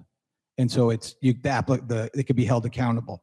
And if it's not, then it needs to be corrected to the village building inspector's satisfaction or the village engineer's satisfaction. There are performance standards. There are, a lot of things that are measured against that. So perhaps what Michael is saying, James, you're also saying that the sound PA system is submitted as designed and specified. There have been multiple consultants that have reviewed that performance of what has been proposed.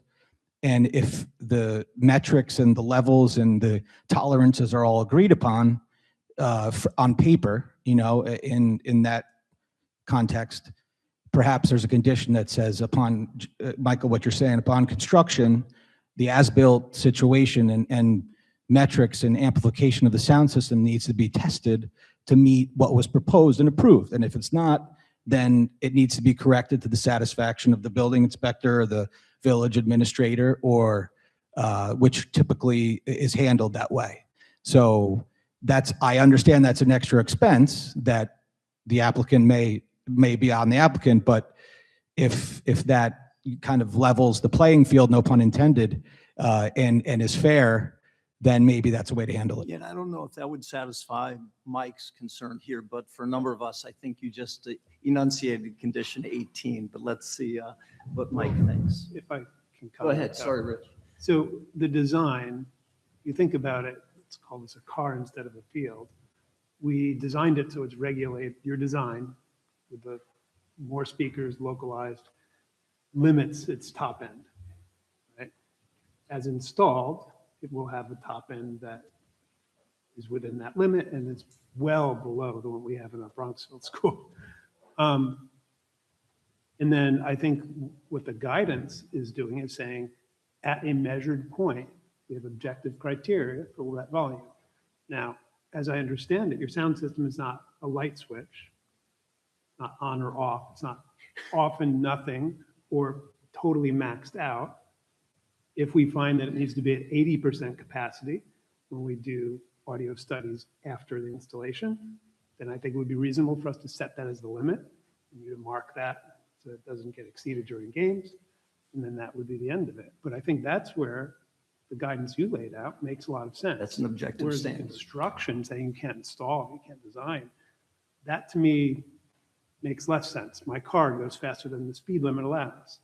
My speakers go louder than our local neighbors would want to hear my noise. So I don't use it to that capacity. And I think your design intentionally restricts the top end so as to avoid that situation. So I would support Michael's proposal. I completely agree. I think being accountable and as having an as-built, which is the thing that keeps everybody accountable. You don't know when they're constructing something that somebody pushes it out an extra 6 inches and it goes beyond the setback. I think that if there was a way to do that for sound, it would be incredible. And if they're setting it at 45 decibels, I think they should be held accountable for that. And so I'm in agreement. And if it's over, they have to bring it back to the level that they've agreed upon. And Because- so one more thing, and then Mike, I want to give you a chance to weigh in here, but rather than go to 18 conditions, I'd propose that this be added to condition 1, because we started with noise. And I'll read it again. Have our noise consultant provide language to lock in parameters for the sound system, including a provision of no additional amplification beyond that depicted in the application, portable or otherwise, will be permitted. And the sound system will only be used during games, and we would add to that an as-built test that it meets those parameters, and our consultant still has. 2 more comments. I would recommend that what Richard mentioned about a threshold, because it's, as I'm speaking right now, I'm a little louder than some other people's have spoken into a microphone, so maybe there's a little grace zone or threshold of rather than 49.24. And the other thought I had is, James was alluding to it, as these technology improves, 10, 15 years down the road, maybe there's a condition that says any future systems still need to abide by what was agreed upon, regardless of, so on and so forth. So that was it. That's fair. That's fair. Yeah. Oh, very good.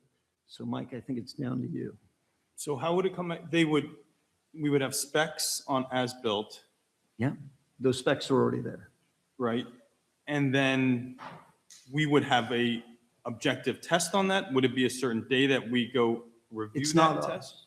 We would be done at this point. It would be up to the applicant and the building inspector. Kevin would go listen. But it would be a written condition that they've agreed to comply with. And they would, I think what we're proposing is not just that Kevin listen, that they do one more study, a test like they did last time. They would do that test as built, like they do for all the others. They would report that to the village, which is Kevin. And, if it's above, he will take action. If it's not, he wouldn't. And the applicant has something to add. Thank you. I think what your counsel is going to tell you is we will conduct a test and certify that it complies. And then we'll be able to do, my guess is that's the language that he would put in there. Yep. Right. Right. Yep. Right. So before they ever say play ball. So I think there are a number of folks here, but I want to give Mike a chance to voice any concerns he has since he raised the topic. I will marinate on that. Well, I think it's going to, I think on the other, I asked for sort of a show of hands, so I'm going to ask for a show of hands here among the voting members. Sorry, those of you at the end of the end of the dais here, but what I'm proposing is that this be objectively tested at the end and that be the condition rather than the applicant having to come back to the board for approval. So board members who agree with that, please give me a little high sign here. Subject to our right to discuss any and all these conditions at the next meeting. Absolutely. All we're doing is setting the parameters. So there will absolutely be one more bite at the apple for everything, and that includes the One more public that taste is of the here. marinade. There you go. So, yeah, so Mike noted, but I think the majority of the board is comfortable with that as the condition. So with that, anyone else want to raise anything? The only one I think we left somewhat vague was the limitations on use. And I thought we said 5. If we just have 5 and limit it to community or civic groups or youth clinics, I think I would be in favor of that because I just don't want to overmanage that with no amplification and. My guess is that's what our council is going to draft Okay. for the next meeting. Again, there will be an opportunity to discuss that, but I think that's what council will draft. Yeah, go ahead. At one of the meetings in the very beginning, you guys spoke about possibly, you guys spoke about possibly putting signs up on trees areas here. Is that? Oh, this was on the press box. Yeah, it was somewhere around, I think, was it behind the bleachers, somebody said we're gonna put your logos? Okay, if so, that has to go to DRC, and it'll be facing the street, just as long as everybody knows that. Yeah, the DRC oversees that, not us. Yeah. Thanks, But there's a procedure. Yeah, and that's like 2 feet within Bronxville, so it'd still be Bronxville's DRC. It's a complex site. Anything else from the team before? If not, would someone like to propose a resolution that we have council reduce this to a proposed resolution for site plan review at our next meeting? So moved. Is there a second? Second. All in favor? Okay, thank you everyone for coming out. We're adjourned. Yes.